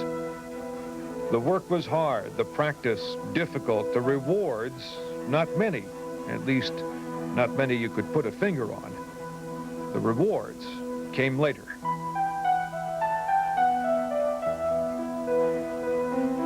A football field is a terribly small piece of earth, 160 feet across, 300 feet long.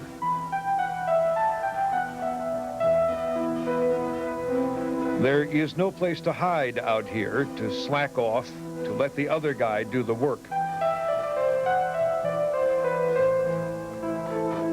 The simple boundaries of the field make that a true and unalterable fact. In the course of a season, then, the field becomes a stage for those who would seek to be great. Those who would build on the training and experience and shine with the qualities of talent and ability.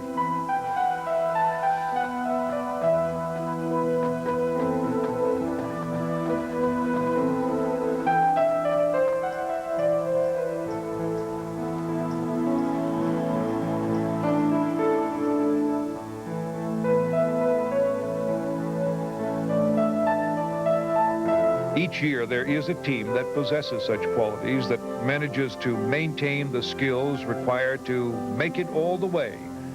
A team that makes a year a truly championship season.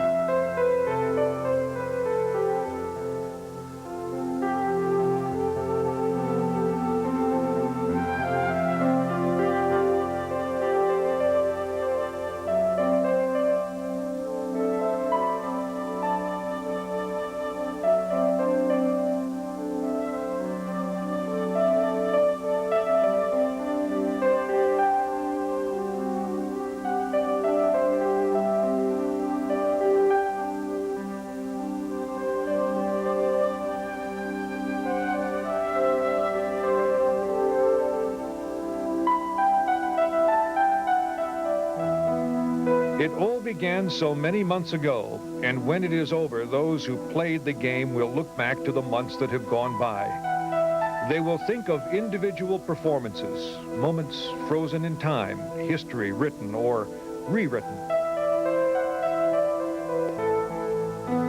The season will be over forever, the final game done, the field dark. Only the memories will remain.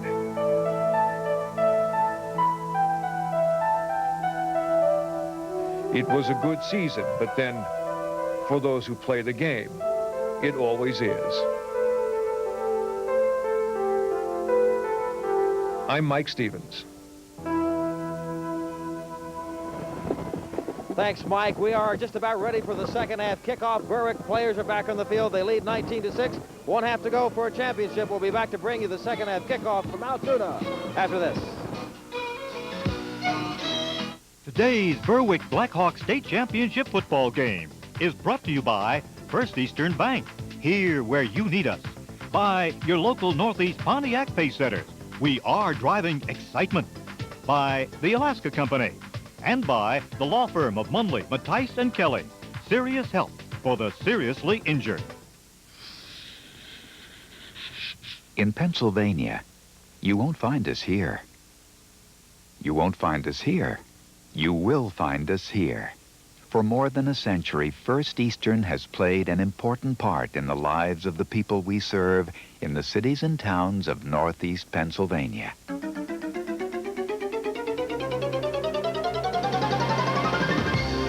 We're First Eastern Bank, here where you need us.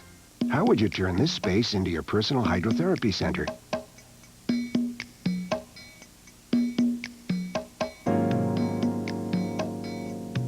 Just add water.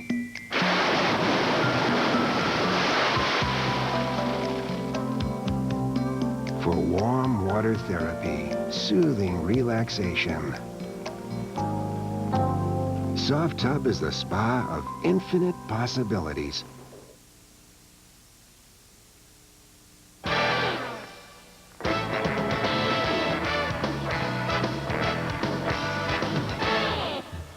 Are you ready for some more football? Ready for the second half of this state championship game between Berwick and Blackhawk? Berwick up on the scoreboard 19-6, and if you take a look at the halftime stats, Berwick looking pretty good, but Blackhawk has some good numbers there. You see first downs, Blackhawk actually with more than Berwick. Yards rushing, Blackhawk with the dominant edge there. Yards passing, well, there's the big story there, is Berwick has the big edge.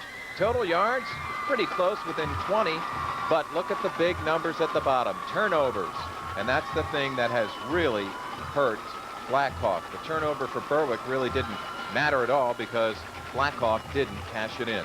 So 19-6 as Berwick leads at the half, and they will get the ball to start the second half with that lead, as you see the Blackhawk cheerleaders trying to get things fired up for their folks. And guys, it should be an interesting second half, and we hope it's not as long as the first half. Well, the Cougars, Timmy and Phil, showing that they can run the ball. They just are having problems holding on to it, and the penalties have killed them.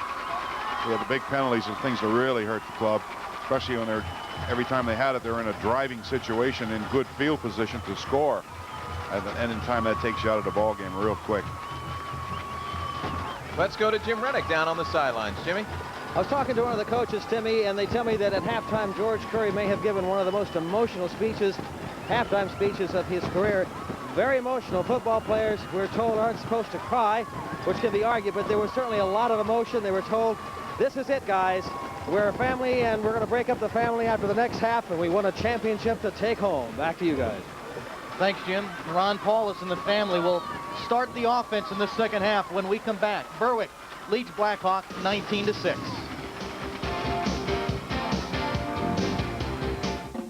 So what's all the excitement about? The Pontiac Grand Am. It's a great looking car, and it's affordable. It's just $199 a month with the Pontiac Smart Buy. Just $199 a month. You get 4 doors, air, automatic, and standard anti-lock brakes. All that in a great looking car. The Grand Am Smart Buy for $199 a month. By Pontiac. We are driving excitement. See your Northeast Pennsylvania Pontiac Pay Center. Double receivers on the left side. The Berwick Bulldogs are fighting their way to another state championship. And the following businesses are backing the Bulldogs all the way. The staff and management of the Villa Capri Restaurant and Bulldog Lounge wants to wish everyone a safe and happy holiday season. And a special salute to the Berwick Bulldogs in their quest for another state title. And from the staff and management of Chapin Oil Company of Nescafec, your full-service oil company, congratulations and good luck to the Berwick Bulldogs on their road to the state championship in Altoona. WNEP TV Sports is bringing you live and exclusive the state championship from Mansion Park here in Altoona, Pennsylvania. Blackhawk and Berwick. Jeff Weaver, the Blackhawk quarterback, hoping to have a better second half, hoping his team, the coach, doesn't turn the ball over. You just mentioned before, is George Curry, once again, trying to get his team emotionally fired up for this second half. See if we can listen into this.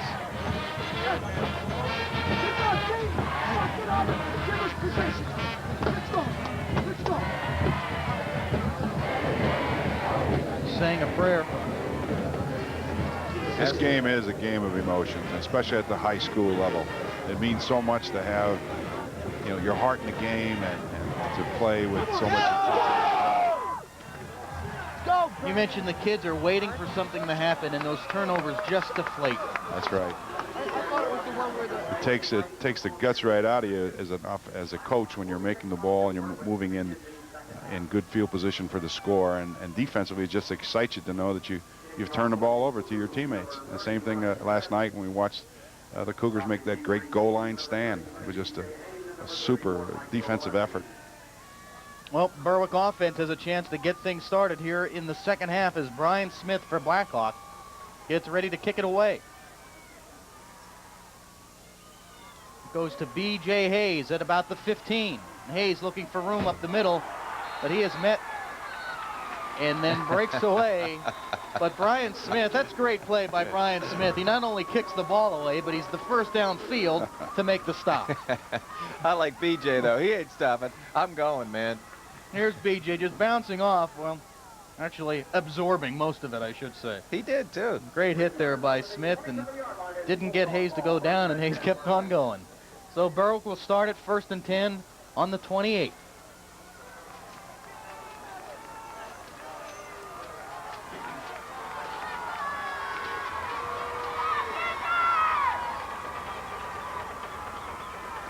Paulus hands off. This is Bill Hetler. He fumbles the ball. They're saying he was down.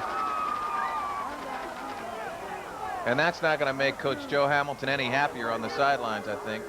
Pat Cutshall appeared to come up with it. Coach Hamilton wants to see one turn his way for a change. Let's see. Ball's loose. Yeah. Berwick dodges a bullet. 2nd and 4 on their own 34. It's Chad Roberts in motion. Paulus fakes the handoff, and he'll keep it himself around the left side and spins out and possibly has himself a 1st down. It's going to be close. He's able to be so deceptive when he fakes the ball that he'll hold on to the ball with one hand. He has a great set of hands, and you know, he just holds it like it's an apple in his hand. Just total control of the football.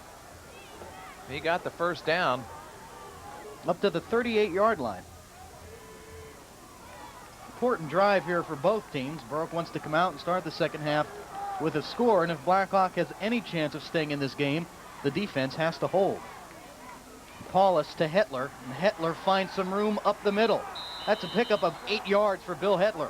Wow, they'll take that all afternoon, won't they? That's Bill a big play Hetler for him. Filling the void, excuse me, Coach, filling the void left by Jason Sobolewski.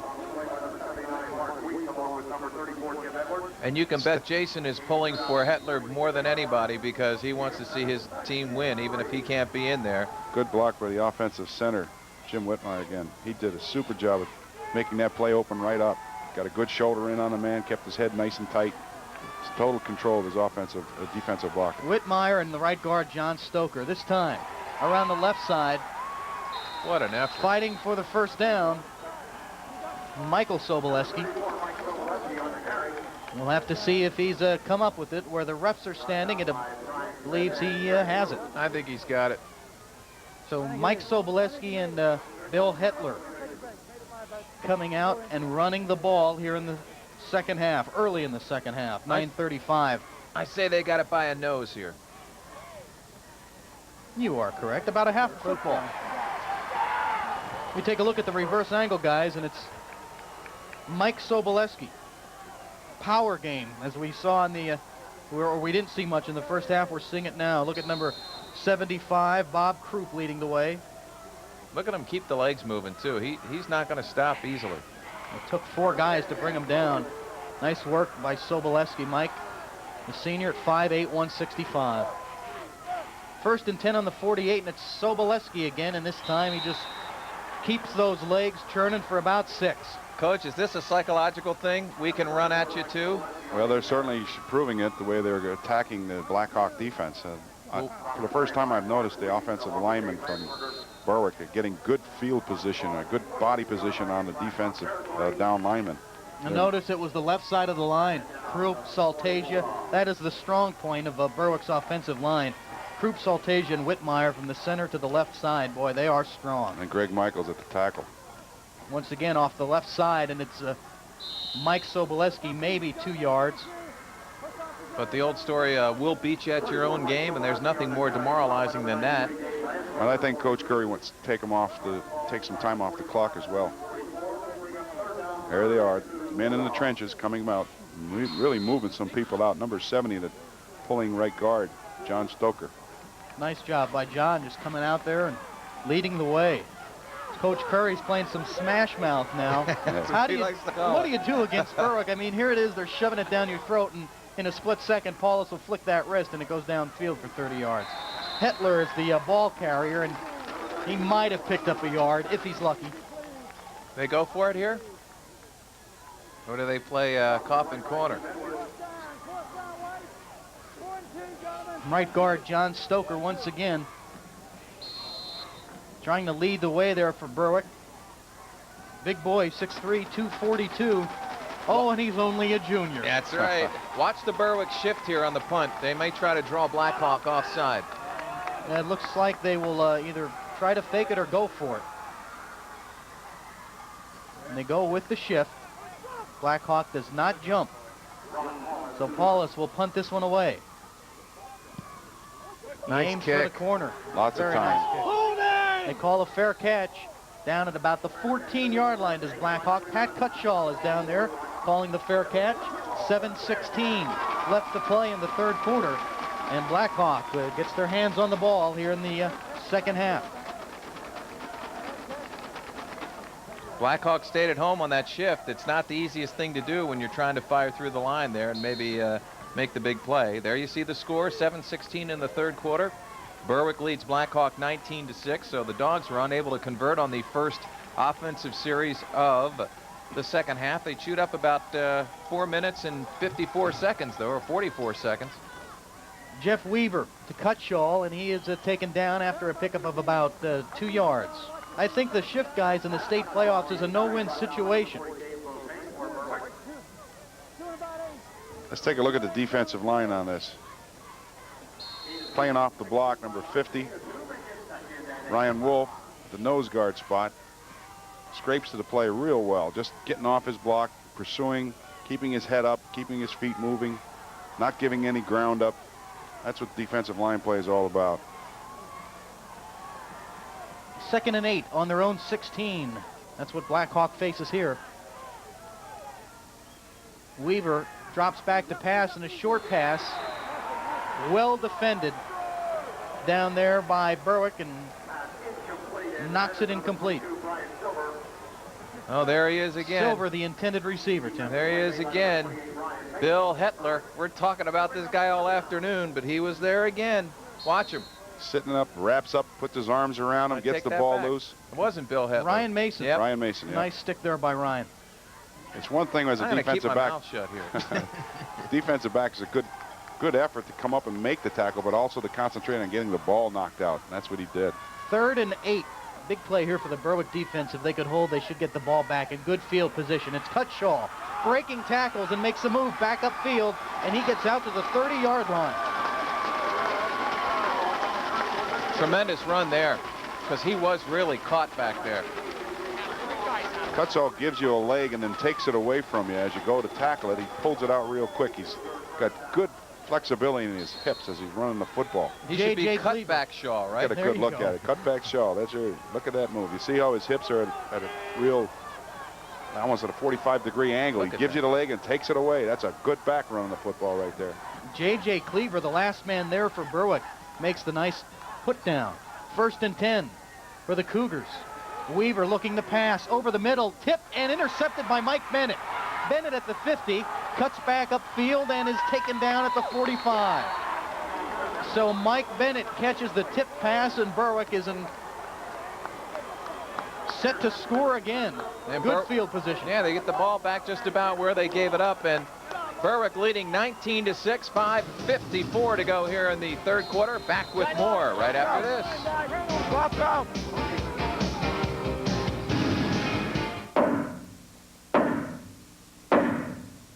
Many hard-working people earn a living working in construction. That involves dangerous work like trenching and handling heavy equipment. Often serious injuries occur, and when they do, you need the advice and resources of an experienced personal injury lawyer to help you put your life back together again. Choose carefully. Munley, Mattice, and Kelly. Serious help for the seriously injured. I'm heating 1,500 square feet with this Alaska Stoker stove, and I did not have to build a chimney to install it. Now, in the middle of winter, you too can start heating your entire home less expensively because you don't need to build a chimney to install an Alaska Stoker stove. Start saving now. You don't have to wait until next year to turn off that expensive electric heat. To find out more, call 1-800-HOT-BTUs.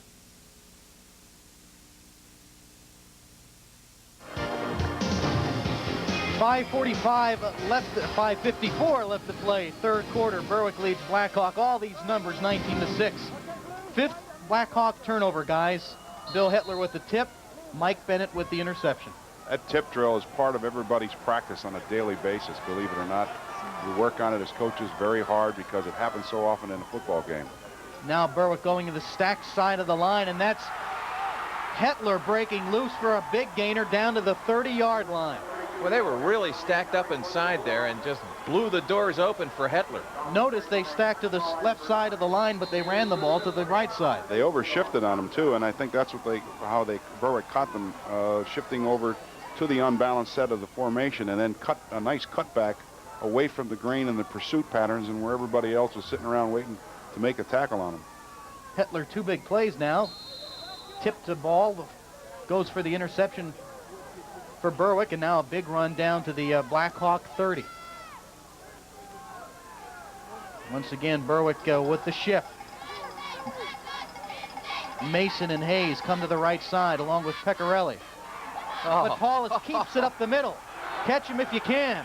Paulus knocked down and dragged down at the 5-yard line. What an offensive call that was. He went from a power I set, which shows running formation, opens it up to a spread formation, and then comes down and runs a quarterback draw right down the pipe. Get the butter ready. The toaster's about ready to come out of the toaster. Here we go, and don't be surprised to see Paulus keep it again. I think George called a keeper there on that last play, but here's the replay. Bob Krupp did a nice job of blocking in there early. He in the center, Jim Whitmire again. And now Berwick is forced to call a timeout. And George is a little upset. I could have swore he said called a few numbers and then he said keep. He said Bengo left, which is probably a Cincinnati offensive set where they spread out their defensive, their offensive linemen to force the defense to cover you wide. He likes to do that and then run Paulus or Soboleski inside.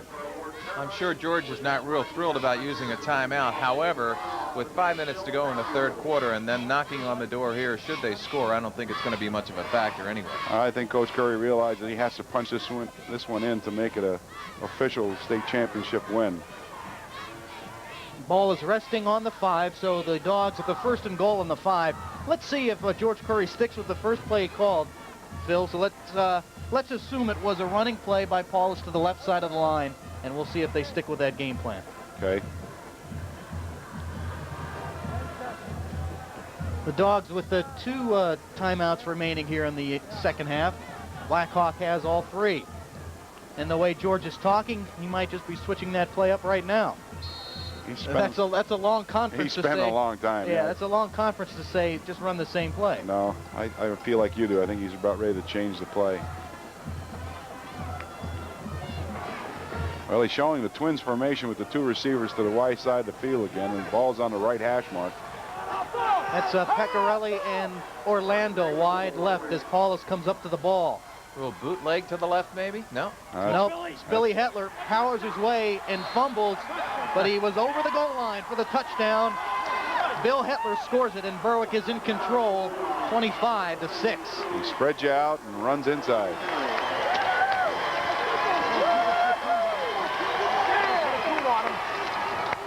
Well, whatever the play was, as it was, it worked. Basic dive play inside. One-on-one blocking, a lot of pride by the offensive line to get that play done. Nothing fancy, right? No, just go right at him. Just tighten up that chin strap and say, let's go, boys, let's get it done. Tom said it before. They like to call it smash face football in Berwick, and that's what it is.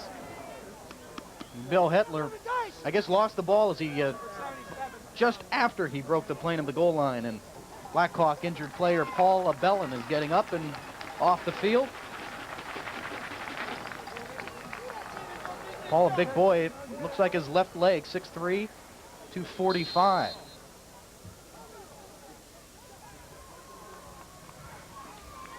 So 5:05 left in the third quarter as Ron Paulus looks to put point 26 on the board. It's up and good. 26-6, 45 yards, 4 plays in 49 seconds. And how about them Dogs? Here's a good angle of number 72, Saltia, blocking inside, staying on his perch. Well, I tell you, that just grind out effort. He just kept moving his man off the ball, coming back inside with a big play for them. There's another angle at it. And you can see on the replay that Hetler did not fumble. He reached across the goal line after the ball broke the line. He slipped away, but he already had scored. Tony Saltasia. All you got to do is break that plane down there, and thanks to Tony, Mr. Hetler was able to do that. Big Tony. George Curry has said he 47. Sorry, Timmy. George Curry has said this is one of his best linemen he's had. They build him very well down there, don't they? Yeah, solid ball player. Saltasia, that's a nice name. I wish I could have got it right the first time. There's a penalty on Berwick. And they moved the ball back to the 25 on the kickoff. I'm assuming, was that a celebration penalty of some kind? I didn't really see anything, so we'll just take a guess. Well, Ryan Mason, I wouldn't doubt if he just tries to squib this one and get some roll on it. Blackhawk, Sean Taylor picks it up short and then shoved out of bounds at about the 39. Well, the Blackhawks are in good field position right now. They have to make it a score. They want to stay in competition in this game. Yeah, they really have to do something here if they want to have any chance whatsoever at even making a shot at this. But against Berwick, this is a real tall order. We know what Berwick's like. Once they get you down, they're not going to let you back up. And there are the numbers, 26-6. Just under 5 minutes to play in the third quarter. Jeff Weaver with the pitch to Cutshaw. He looks to pass. Cutshaw throwing it, and it's knocked away by Chris Orlando. Boy, great coverage there, all over him. And that was a twisting pattern, too, which makes it very difficult for defensive backs to cover. There was a crossing pattern by the split end and the slot back. Here's a look at it here. Number 22 is Brian Silver. He is the intended receiver. So if you're in man coverage and you're twisting like that, it makes it difficult to cover your man. But they're right there. Orlando. You can hear George Curry saying, watch the screen or watch the draw.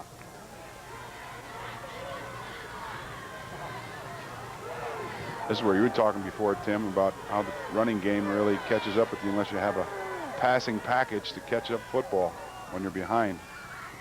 There's the option series. It's Brian Smith to the right side, has some room, tries to cut back, but is taken out at about the 35-yard line. They'll pick up a 3 for Blackhawk. They were talking about that not being able to pass too, Tom. The quarterback, Weaver, 1 for 9 for 10 yards and 2 interceptions. That's not a real good day.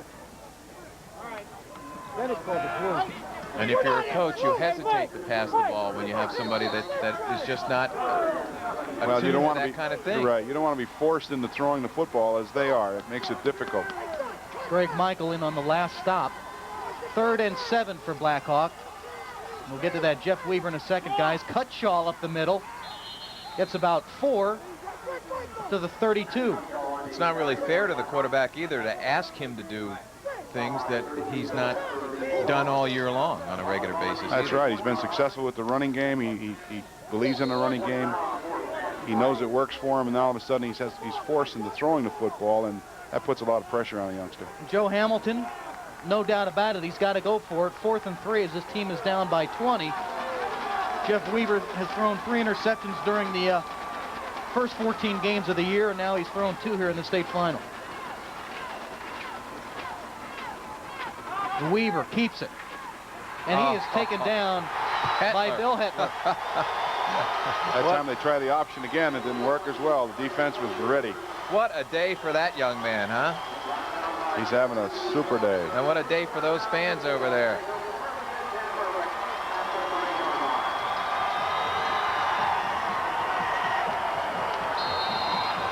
Watch Bill Hetler, number 32. He's watching it the whole way. It looked as if he was shadowing the quarterback on that play, and he stayed right with him. Bill, 5'10", 200 pounds, came into the game with 57 tackles. Bill Hetler was probably the responsible person for the quarterback on the option. Everybody on the when they run an option, everybody has a man to watch. Pitch man, quarterback. Berwick 1st and 10 on the 30, and too much time. We'll see what this call is. No, you're right, Timmy. Delay of game for the Dogs. George is mad over there. He's stomping around, but First down. I wonder when high school football is going to come to the 25-second or 30-second clock as they do in pros. Might be something to look for down in the road, but you think I just like to see it more consistent. Sometimes, you know, you have people looking at a watch, and other times they're maybe a second or two off. Let's see if Ron Paulus and the Dogs go for it all here. Why not? Pecorelli and Orlando wide left, and we don't get another playoff. I think this might be the center again, moving the ball, maybe. Play. Something about a substitute, I believe. Oh, illegal substitution. You hear Mike Shalaba saying you have to come in the huddle. I believe Ryan Mason was running off the field. That's to prevent sticking somebody on the sidelines like a wide receiver that they don't know is there. Yeah, that's the old sleeper play. Yeah, Used to bring them on the sidelines and set them up so nobody would see him and then throw him the ball. That's actually eliminated that play. That's right. They do call that unsportsmanlike too, because it's almost like you're trying to deceive the other team. Taking an unfair advantage. Yeah, of course Berwick wasn't trying to do that. No. They were just trying to get players in and out at that point, but it didn't work out that way. Ronnie Paulus is not happy about that call. Neither is Coach Curry, I'm sure. I could be wrong, but I think it just means it's further to run for Orlando and Pecorelli. Oh, well, that's the way it's been today. Paulus out of the shotgun, 1st and 28 from their own 13. He zips it over. B.J. Hayes, the intended receiver, nearly picked off. Berwick, by the way, penalized today 10 times for 85 yards. Blackhawk 6 times for 85 yards. So the penalty yardage has been even today. Rob Burdine nearly coming up with the interception for Blackhawk. Number 9. The ball is deflected into the hands of Burdine, but then Burdine hit. I tell you, B.J. Hayes stayed alert when he knew he couldn't get the ball. He made the tackle and caused the fumble. Or caused the incomplete, as I should say. Ron Paulus with a little red paint on this helmet. I'm not sure what game that came from. Maybe North Pocono. 2nd and 28. Paulus rolls left. Throws on the run. Oh, look at that. Chris Orlando makes it look easy. That picks up about 26 of those 28 yards. I was a college coach recruiting in this area, watching Ron Paulus throw the football. I think I'd have heart palpitations knowing whether or not we could possibly get him. I wonder if Coach Dennis Erickson of Miami is watching this on satellite somewhere. I'm sure he's seen enough of them. Oh, don't be surprised if he came to the game. He was down at the Mannheim Eastern Final 2 weeks ago watching Ron. 3rd and 4 from the 36. Paulus looks and fires it for completion and a 1st down. Could it be Chris Orlando? I'm really surprised that the flag wasn't thrown there. That was a little nasty throw down there after the catch. But again, what we were talking about last night in the Valley View game, went to the stick, knew where his 1st down yardage was, turned around, and was ready to catch the pass.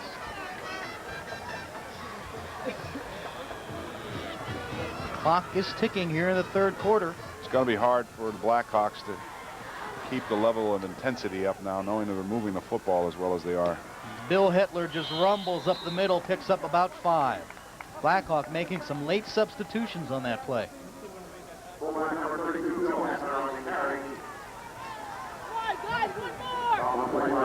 Joe Hamilton now is just scratching his head a little bit. And they come out and they throw some out patterns to Chris Orlando, and then they run Bill Hitler up the middle. I can relate to Joe Hamilton's feelings right now. 14 other coaches this year have felt the same way. Right now, Berwick going with 3 receivers to the right. It's Mason, Hayes, and Pecorelli.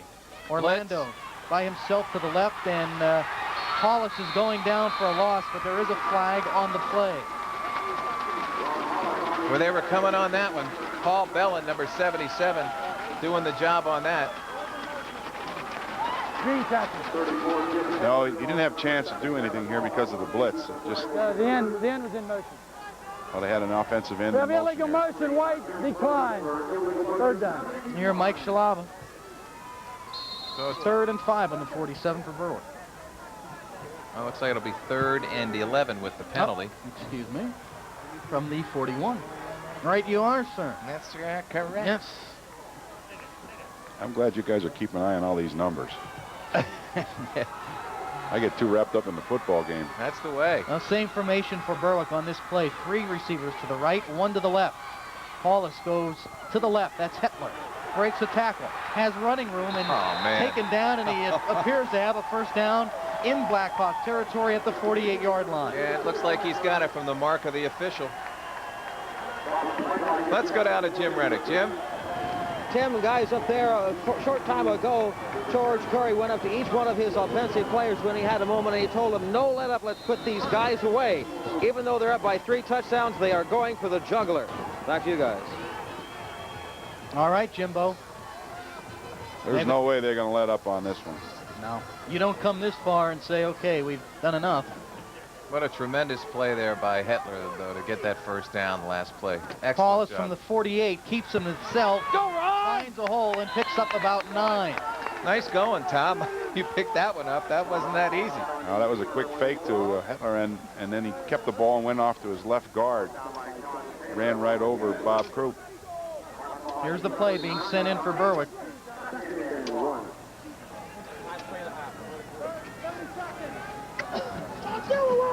Should be the last play of the 3rd quarter. 21 seconds remain. From the 39. Paulus to Mike Soboleski. He finds some room. And Soboleski has a first down. You remember they ran that formation earlier down here on the 35.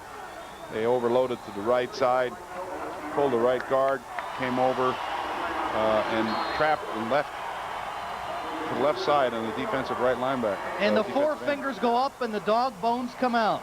The Berwick fans on their feet and the Berwick players think they have it. The 4th quarter is theirs. We will find out. They lead it 26-6.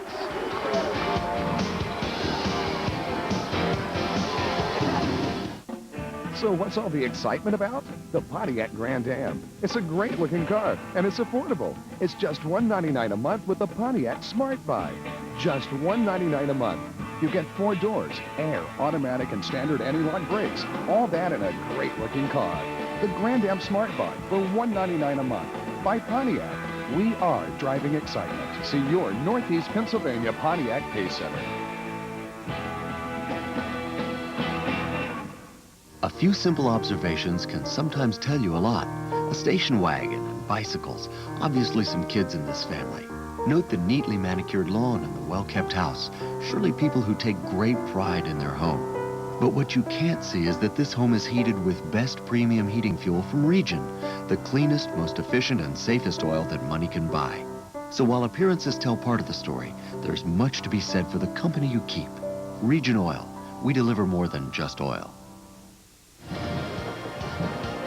Final quarter here at Mansion Park in Altoona. Berwick leading Blackhawk 26-6.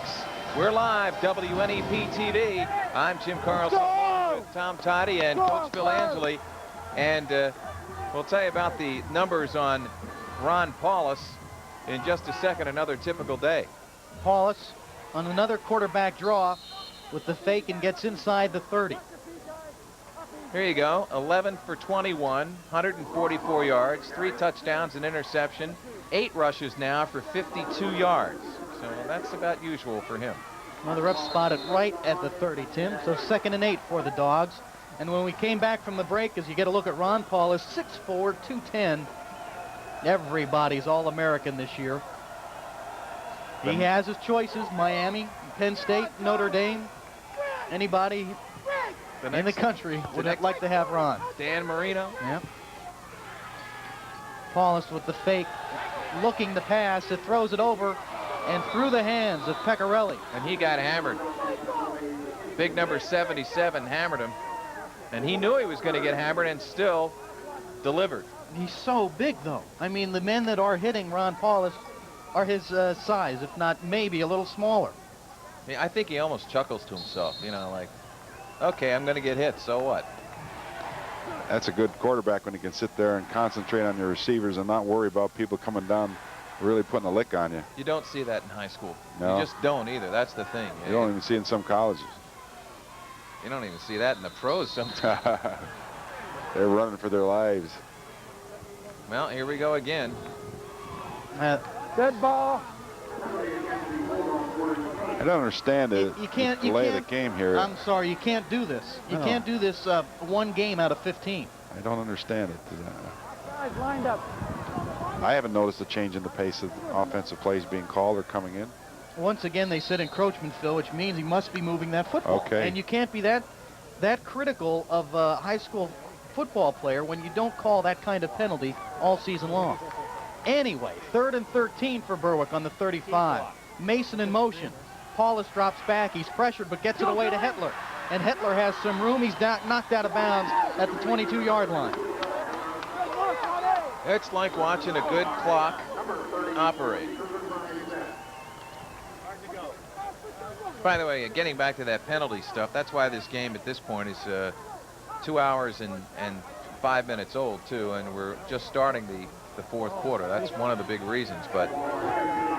Bill Hetler, we should have a microwave unit on his back. Looks like he could carry some live pictures for us with all that padding there. That's a special padding. I'm probably maybe he had a back injury. 4th and 1 for the Dogs, and a keeper by Paulus, and he gets the first down. There's another flag on the play, a late flag. I think I'm going to have to agree with that call. I don't think the line was set. And I don't think George Curry agrees on that call. George is walking home. Well, I know it's upsetting Coach Curry because it was a big play and they caught him off guard. But quarterback, he's got to stop. That's right. That's right. We have the illegal procedure. Good camera work, guys. Mike Shalaba, the referee, saying Ron Paulus has to stop. Now, what does he mean by that? It's almost like a balk call. That's very good. Very good explanation. It's like why does he have to stop? Well, he went up, he got the ball. You have to be motionless for 1 full second for the snap of the ball. I think he just stuck his hands under there and took off. That's 13 penalties now for 100 yards. 4th and 5, and it's Paulus out of the shotgun. Has time, zips it across the middle, overthrows Pecorelli. And there is a late hit and a personal foul by Blackhawk, roughing the passer. That'll be a first down, unless it's from the point of the foul. So another penalty here, and that play was blatant. That foul. Personal foul, roughing the passer, this way. That'll be first down. So an automatic first down for the Dogs. So it all balanced out. Amazing how those things happen. You know Berwick will make them pay here. Blackhawk shooting themselves in the foot there. Would have been a... they would have got the ball back. And a late hit, not the time to do it. Yeah, I think it's all academic at this point with 10:39 to go and Berwick up by 20. I think this is going to be just academic here, and the Blackhawks don't have the offense to come back at it with this kind of a score. I mean, you're so far behind now. It's Paulus to Hetler, just up the gut, and there looked like almost a late hit. Number 57, Blackhawk coming in late to the picture. Jim Whitmire, the center from Berwick, is doing an outstanding job of blocking his man away from the play and creating that hole.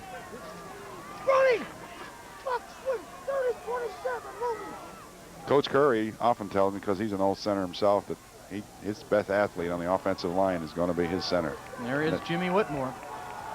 Toss sweep, I thought I heard Coach Curry yelling. That's what it is. Here it is. It's Ryan Mason, but he doesn't pick up anything. Ryan Mason on the carry, defensive play by number 93, Dave Lansberger. Dave Lansberger, the defensive end and the tight end. We've said his name a few times today. Yep.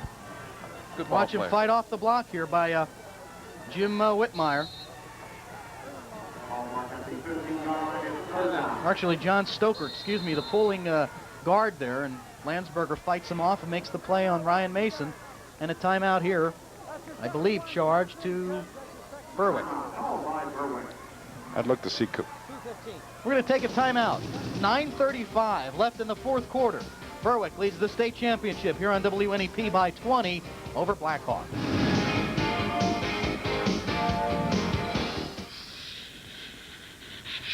In Pennsylvania, You won't find us here.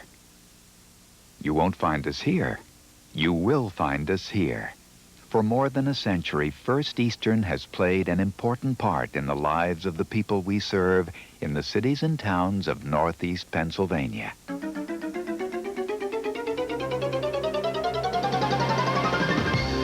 We're First Eastern Bank, here where you need us. Every year, millions of American workers suffer injuries due to machinery that's poorly designed. If you're injured on the job because of old or faulty machinery, you'll want to know who's to blame and what your rights are. Choose a law firm with experience and success with cases like yours. Choose carefully. Munley, Mattice and Company. Serious help for the seriously injured. The Berwick school officials are going to welcome this team home in style tonight. What they're planning on doing sometime between 8 and 9 o'clock when this team is expected to get back to Berwick, they're going to have a rally at the home football field, Crispin Field. They're asking everybody, all these fans, people watching at home, right now, anybody supporting Berwick to come out. They're going to raise the roof. They're going to cause ripples in the Susquehanna River. Back to you guys. All right, Jim, they're causing ripples right now. 3rd and 11 on the 15. Paulus with the inside handoff to Hetler. That goes nowhere. A loss of about 3 on the play, bringing up about a 4th and 14 from the 17. 18. I'm real surprised they didn't go for the end zone there. I really surprised, but that's why I'm not the coach. I sit up here and I'm just the announcer. Well, you'll see it on this play. I can't agree with you. 4th and 14 on the 18 for Paulus and the Dogs. He did set the formation to the long side of the field, which gives him the pass option. Now he's coming back in motion. Pecorelli in motion, and he's going to throw. Throw back to the quarterback. Back to Paulus, and that ball is deflected, and Paulus comes down with it and dances down the sidelines, finally knocked out of bounds at the 2.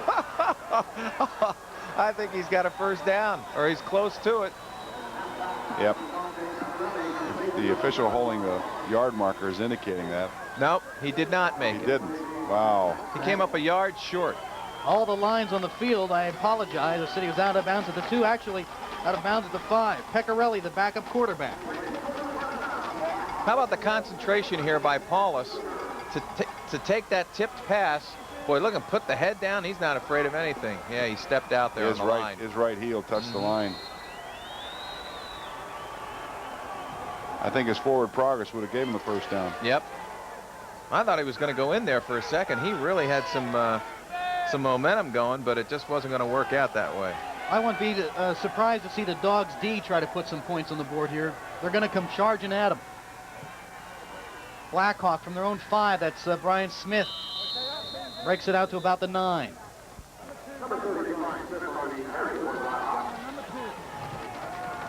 Berwick does a lot of stunning up inside, and there are 2 tight formation, which means 2 tight ends and a full backfield set, which is, you know, basically it's designed to be a hard running attack. And by Berwick slanting the lines right and left and stunning the linebackers occasionally has slowed down the running game for the Blackhawks. But they're still picking up good yardage. You have 5 yards on that play. The Cougars need something quick here. 8:13 remaining in the game. 2nd and 5 from the 10. This time up the middle. Tim McGraw, another of their speeding running backs, gets a first down yardage out to about the 16-yard line. There you go. Did you get the cat yet? The cat man. There's the cat man. Number 1, right? You hear the cat man. Did you get Who the that cat? man? Who that say that we gonna be the dog? Who that? Who that? That's a nice tackle there by Greg Michael. There he is. 6 foot, 205, tight end. I'm listening to the cat man sing. And the cat man takes care of Greg Michael and all the other dogs, that's for sure. Who that say they're gonna beat them dogs? Not the best English, but boy, it sounds good. Tim McGraw going nowhere there as Ryan Wolf is in on the stop. This community, Berwick community, must be awful proud of their people. Their football team and the way they follow and support their dogs. Oh, Catman has been involved with this program. Ryan Wolf there on the stop. Somewhere around 25 years, isn't it? His nickname, of course. Yeah, he's been with the program for 25 some odd years, and every day at practice, every day. He's never missed a practice or a game or anything else. And Brian Smith just pushed back at the 16. Hitler and Kishbaugh in on the play. And the clock, look at him. And the clock just keeps on running as the Catman pulls out all of his wardrobe. 6:40 to go, 26-6, Berwick in the lead. There he is. He's donning that new state championship sweatshirt. He's a colorful character. He sure is. There's a man that loves Berwick football.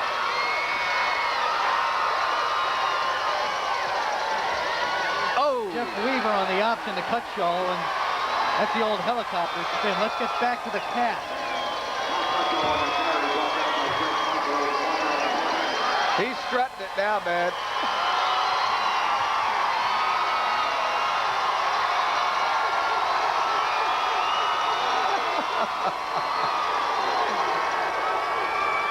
They love their football. Hey, the Nittany Lions got nothing on that guy. Absolutely. Great job. He is the cheerleader. It is more than just a game. You know, this runs deep-rooted in these towns throughout our area, boy. And Berwick football is, fans love it. 6:05 and the clock counting down in the fourth. Blackhawk on the 28. Weaver looks to pass. Goes deep over the middle. Mike Bennett is there with a great interception. Mike Bennett has some room. He's at the 40. Cuts back across field. And from behind, Dave Landesberger brings Mike Bennett down at the 31. Mike Bennett with 2 catches today, and they're both interceptions.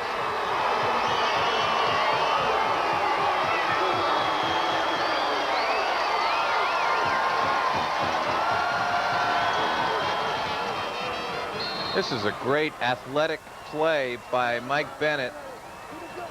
He gets off the defender there.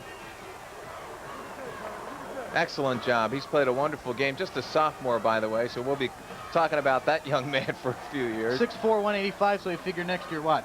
6'5", maybe 195. Look out. Paul is looking to throw deep, look at gets this. away, and throws to the corners. Chris Orlando overthrown, and Chris goes into the snowbank.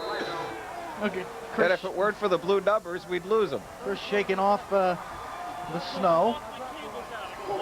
Well, you're right, Timmy. What a play by Paulus. I mean, it looked like he was going down, and he just wiped the guy off his back. He's so strong, and watch Chris Orlando here. Actually, a pretty soft landing. Very nice. Nicely done. We'll give him a 6.8 on that one. That's all? Well. Out of possible 10? The form going into the jump, okay. He kind of lost it there. You're going to get some calls for that, Tides. Orlando goes out of the game. It's Pecorelli and Bennett to the right side. And blitz coming. Paulus rolls to his right. Gets rid of it at the last moment, and that's also out of bounds as Mike Bennett tastes some snow.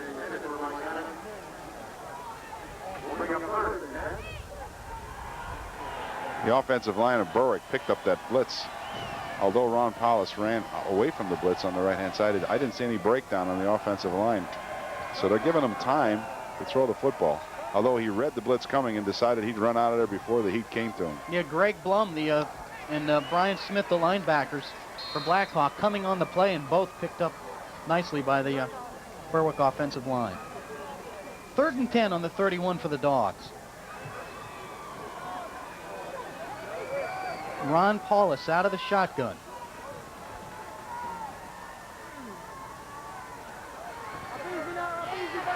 Hetler down to the 25. They'll pick up of 6 yards. Well, when the blitz is coming, you've got to go to the tight end, and linebackers are dropping off, so that gives you the kind of coverage that you're looking for to get your tight end into the game. Does a drag pattern across the middle of the formation. 4th and 4 for the Dogs. They could go for it all, or just go for the first down at the Blackhawk 25. Pecorelli in. Number 5, Chris Orlando, heads back to the sidelines. And Berwick constantly shuffling players in and out of the game. I'm surprised Pecorelli's allowed to have that thing dangling from his hip there. Ron Paulus, Timmy, rolls right, looking for the first down mark, and instead throws it to Dante Pecorelli, who does a 7.5 up and over the snow. How about the catch, though? Keeps That's a his feet in. 10-point I mean, catch. That's just wonderful. It's a 7-point in the snow, but it's a definitely 10-point on the catch. Yeah, yes, I'm only grading the snow. You can grade the catch, all right? Wonderful, wonderful catch.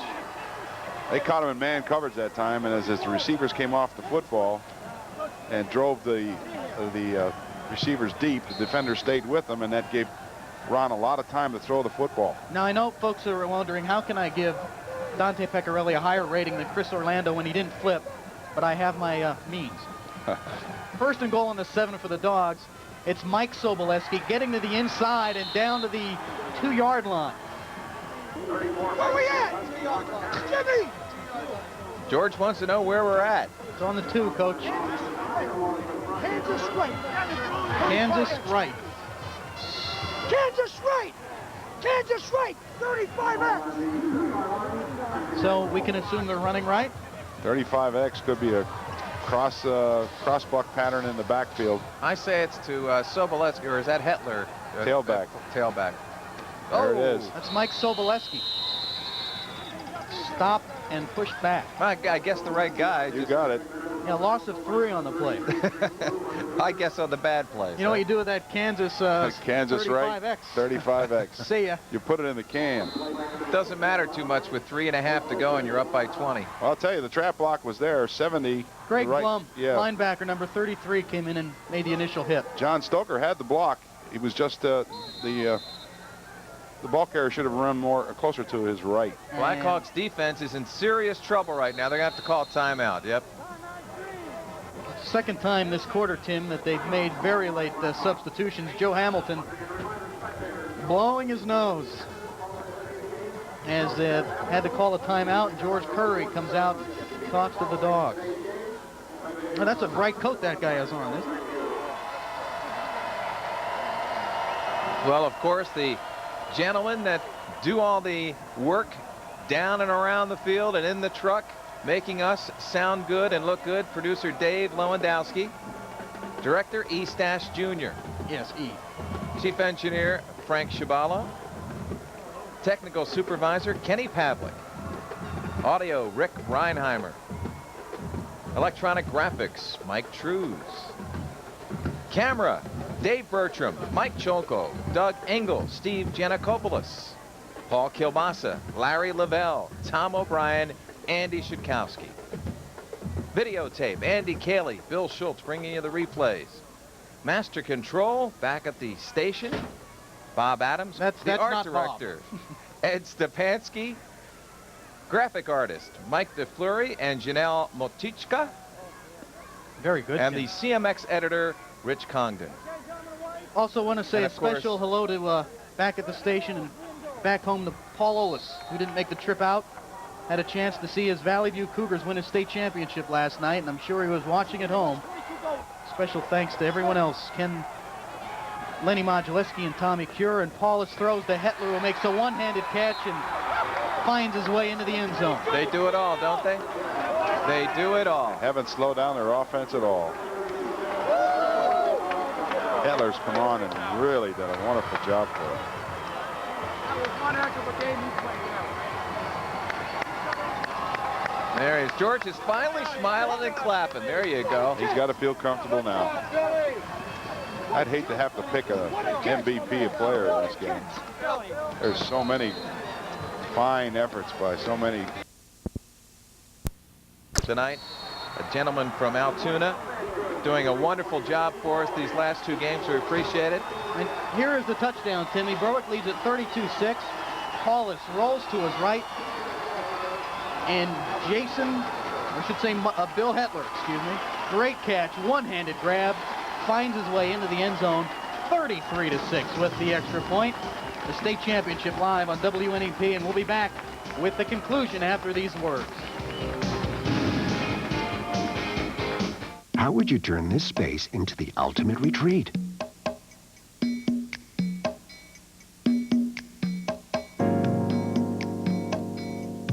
Just add water.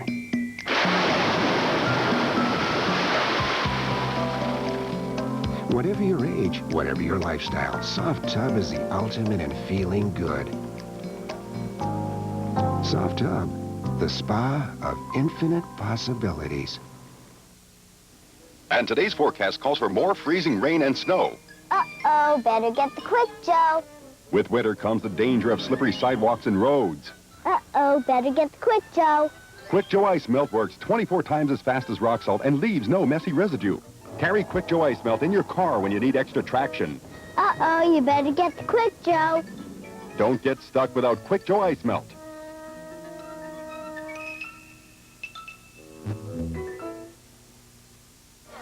Before the kickoff, just want to mention a big thanks to Allegheny Lift for that wonderful lift truck to give you those great overview shots of the football field. And a special thanks to Art Tannehill, the Mansion Park staff, Allegheny Lift, as we mentioned, William Scott Sr., Doug Hill, and the Berwick School District. Art Tannehill, the AD at the Altoona, by the way. And this youngster for Blackhawk won't go down. He's had some great returns. Sean Taylor. Sean's had some great returns all day here on the kickoff. Scoring drive for Berwick, Tim, 31 yards in 6 plays, 2 minutes, 20 seconds. Bill Hetler on the receiving end of Ron Paulus' 4th touchdown pass. We're live, Mansion Park, state championship about to be Berwick's as they lead 33-6. 3 minutes and 4 seconds, and once again an impressive game by Berwick, and once again an impressive turnout by the Berwick people. They filled the stands today, as they always do, in a long ride to get here, but they're happy they came out. Weaver to Cutshaw. Tries to cut up field and caught from behind by Greg Michael. There's a flag on the play. And a clipping will go against Blackhawk, and they'll take it back. Well, the Berwick Bulldogs, it appears, have lived up to the expectations. There you go, the hat of a dog fan. #1 in the country at the start of the year. Ron Paulus, the #1 prospect in all of college football. #1 in all the preseason rankings. They've won 14 games. They're about to win 15 games. And they're about to win a state championship and the mythical national championship. That's what Ronnie wanted. He wanted to finish his career. You know, you can talk about all the college stuff, but he wanted to finish his career as a state champion, and he got it. Bill Hetler walking off the field and receiving a nice round of applause from Coach Curry and the Berwick teammates. 3-0 for the East. Who has the best football in the country? It's Brian Smith, a few yards. Western PA.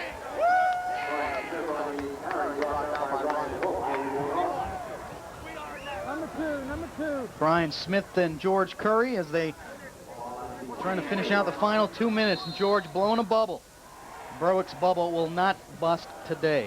No, it's a victory bubble. Yes. Jeff Weaver, by the way, the Blackhawk quarterback, 1 for 10 today, passing 10 yards, 3 interceptions. He had 3 interceptions in the first 14 games, 3 more today. That's a credit to the Berwick defense. Weaver back to pass, 2nd and 23. He's rushed by Ryan Wolf. Ryan Wolf all the way in the Blackhawk backfield. Mike Bennett for Dine on the play. 1:42 left to play. Joe Hamilton's Blackhawk Cougars have had a great season, but boy, they have run into a monster.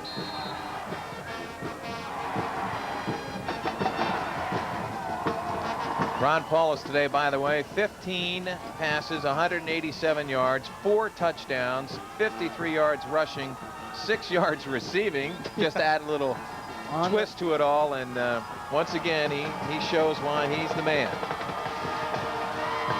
Cutshaw on the handoff, breaks it upfield and goes down at about the 37-yard line, and the clock continues to run. And the party continues on the Berwick sidelines. The band is playing, and they are just having one good time over there. Berwick's has a lot of substitutions in, a lot of young players getting in there now. They're coming down to the last minute, guys. There they are. Waving those dog bones.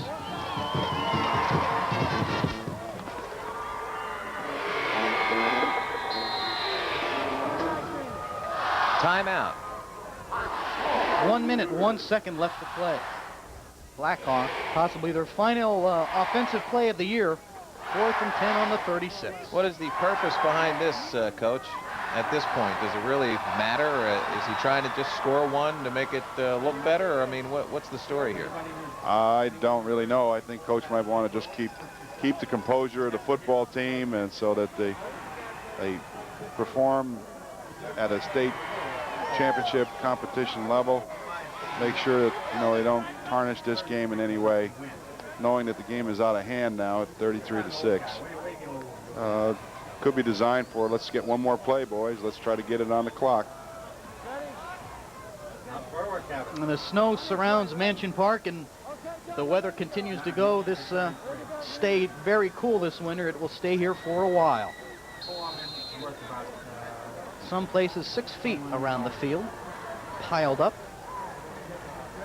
Blackhawk appears to punt on their 4th and 10. And they do get it away. Let it go, let it go. It's Chris Orlando under it at the 44. Well, Blackhawk has 1 timeout left. I got a feeling Berwick's going to fall on it. There's Jason Sobolewski again. I know Jason was not real thrilled about what happened with him in this football game, but I think when the trophy goes in the air and he knows that state championship is his team's, I think he's going to feel a lot better about things. He's been a major contributor to this football team all year round, whether, you know, it doesn't necessarily have to mean it comes down to the last game where he knows it's his football team. Absolutely, and it's not just this last game. It was the 14 games before that he contributed. Here's Chris Orlando, and he knows it's all wrapped up. Nice to finally see these youngsters without their helmets on. Yeah. In the game, got some great hero shots during the game, in their game faces. Look at those helmets. There's a lot of battle scars on them. You're not kidding. And I think the kids love to leave them on there. Oh, yeah. They don't like those clean helmets. They could tell you what every mark is. This one was from Valley. I mean, this was from the Scranton Prep game, and, you know, this was from Valley West. They could show you all the scars. I think you're going to see some of the starters coming out a few at a time here to get their final ovation from the folks. Dante Piccarelli is at quarterback for the Bulldogs. You'll hear that name called next year.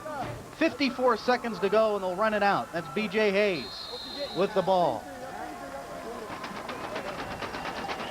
There's maybe the smallest Bulldog fan here today. Back it up, guys. Please back it up. Back it up. She's not too concerned about the state championship right now. She's having a ball. That clock's rolling. We're down to 30 seconds and counting, and Berwick that far away from being the state champions of 1992. Here it is, the last play of the season for the Berwick Bulldogs. And what a season it was. Peccarelli hands off to Hayes. And for the second time in 5 years, the Berwick Bulldogs have won 15 games and are the state champions.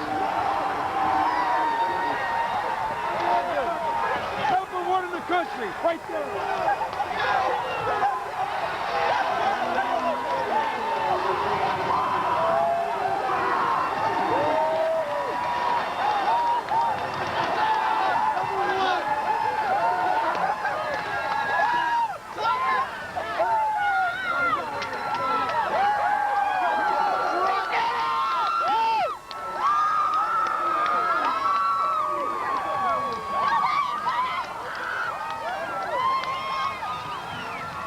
So the Berwick Bulldogs finished the job they started out to do back in August. Ron Paulus, got to be one of the happiest young men around anywhere right now. He's got colleges going after him. Yep, Ron is enjoying this victory. In a few weeks, he'll have another decision to make. Happy for the town and happy for George Curry, happy for the town, as he heard him say, and happy for this whole team. And we'll get a word with George in a few minutes. Ronnie Paulus being congratulated by Blackhawk coach Joe Hamilton. I got a feeling we're going to see that young man on Sunday afternoon someday. And before that, on several Saturday afternoons. And a lot of bowl games. I was going to say, he's not going to be home for the holidays very much in the next few years. You got that right. There you go. It's official. The Berwick Bulldogs, state champions, and Jim Rennick is down there with them. Okay, Coach, at the beginning of the year, you're number one. You've been number one all year long. Did you think you'd end up here? Did you have any doubts at all? I knew we'd be here. I knew we'd be here about 3/4 of the way through the season. Okay, I'm happy for the town of Berwick. I'm happy for all the fans and everybody. It's a town effort. Great job by everybody. Is this the biggest game of your career? No, every game's big. It's a big one, and there'll be more big ones. And we've had some big ones. And I'd say in recent history, yeah, but I'm sure that I can mention a lot of big games. But I want to go with my team now. I'll be back with you in a minute. Okay, thanks very much, Coach Curry.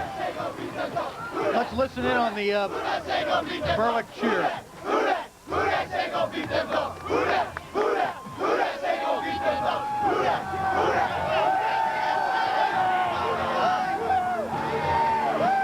Our congratulations to the 1992 state champion Berwick Bulldogs, #1 in the Super 16, #1 in the USA Today, and they have provided us with a sweep on this weekend. Valley View wins yesterday, Berwick wins today. It was our pleasure bringing you state championship football live and exclusively here on WNEP TV. There's the final score. Tom Tidy, Phil Angeli, thank you. It was my pleasure. Tim Carlson saying so long from Altoona.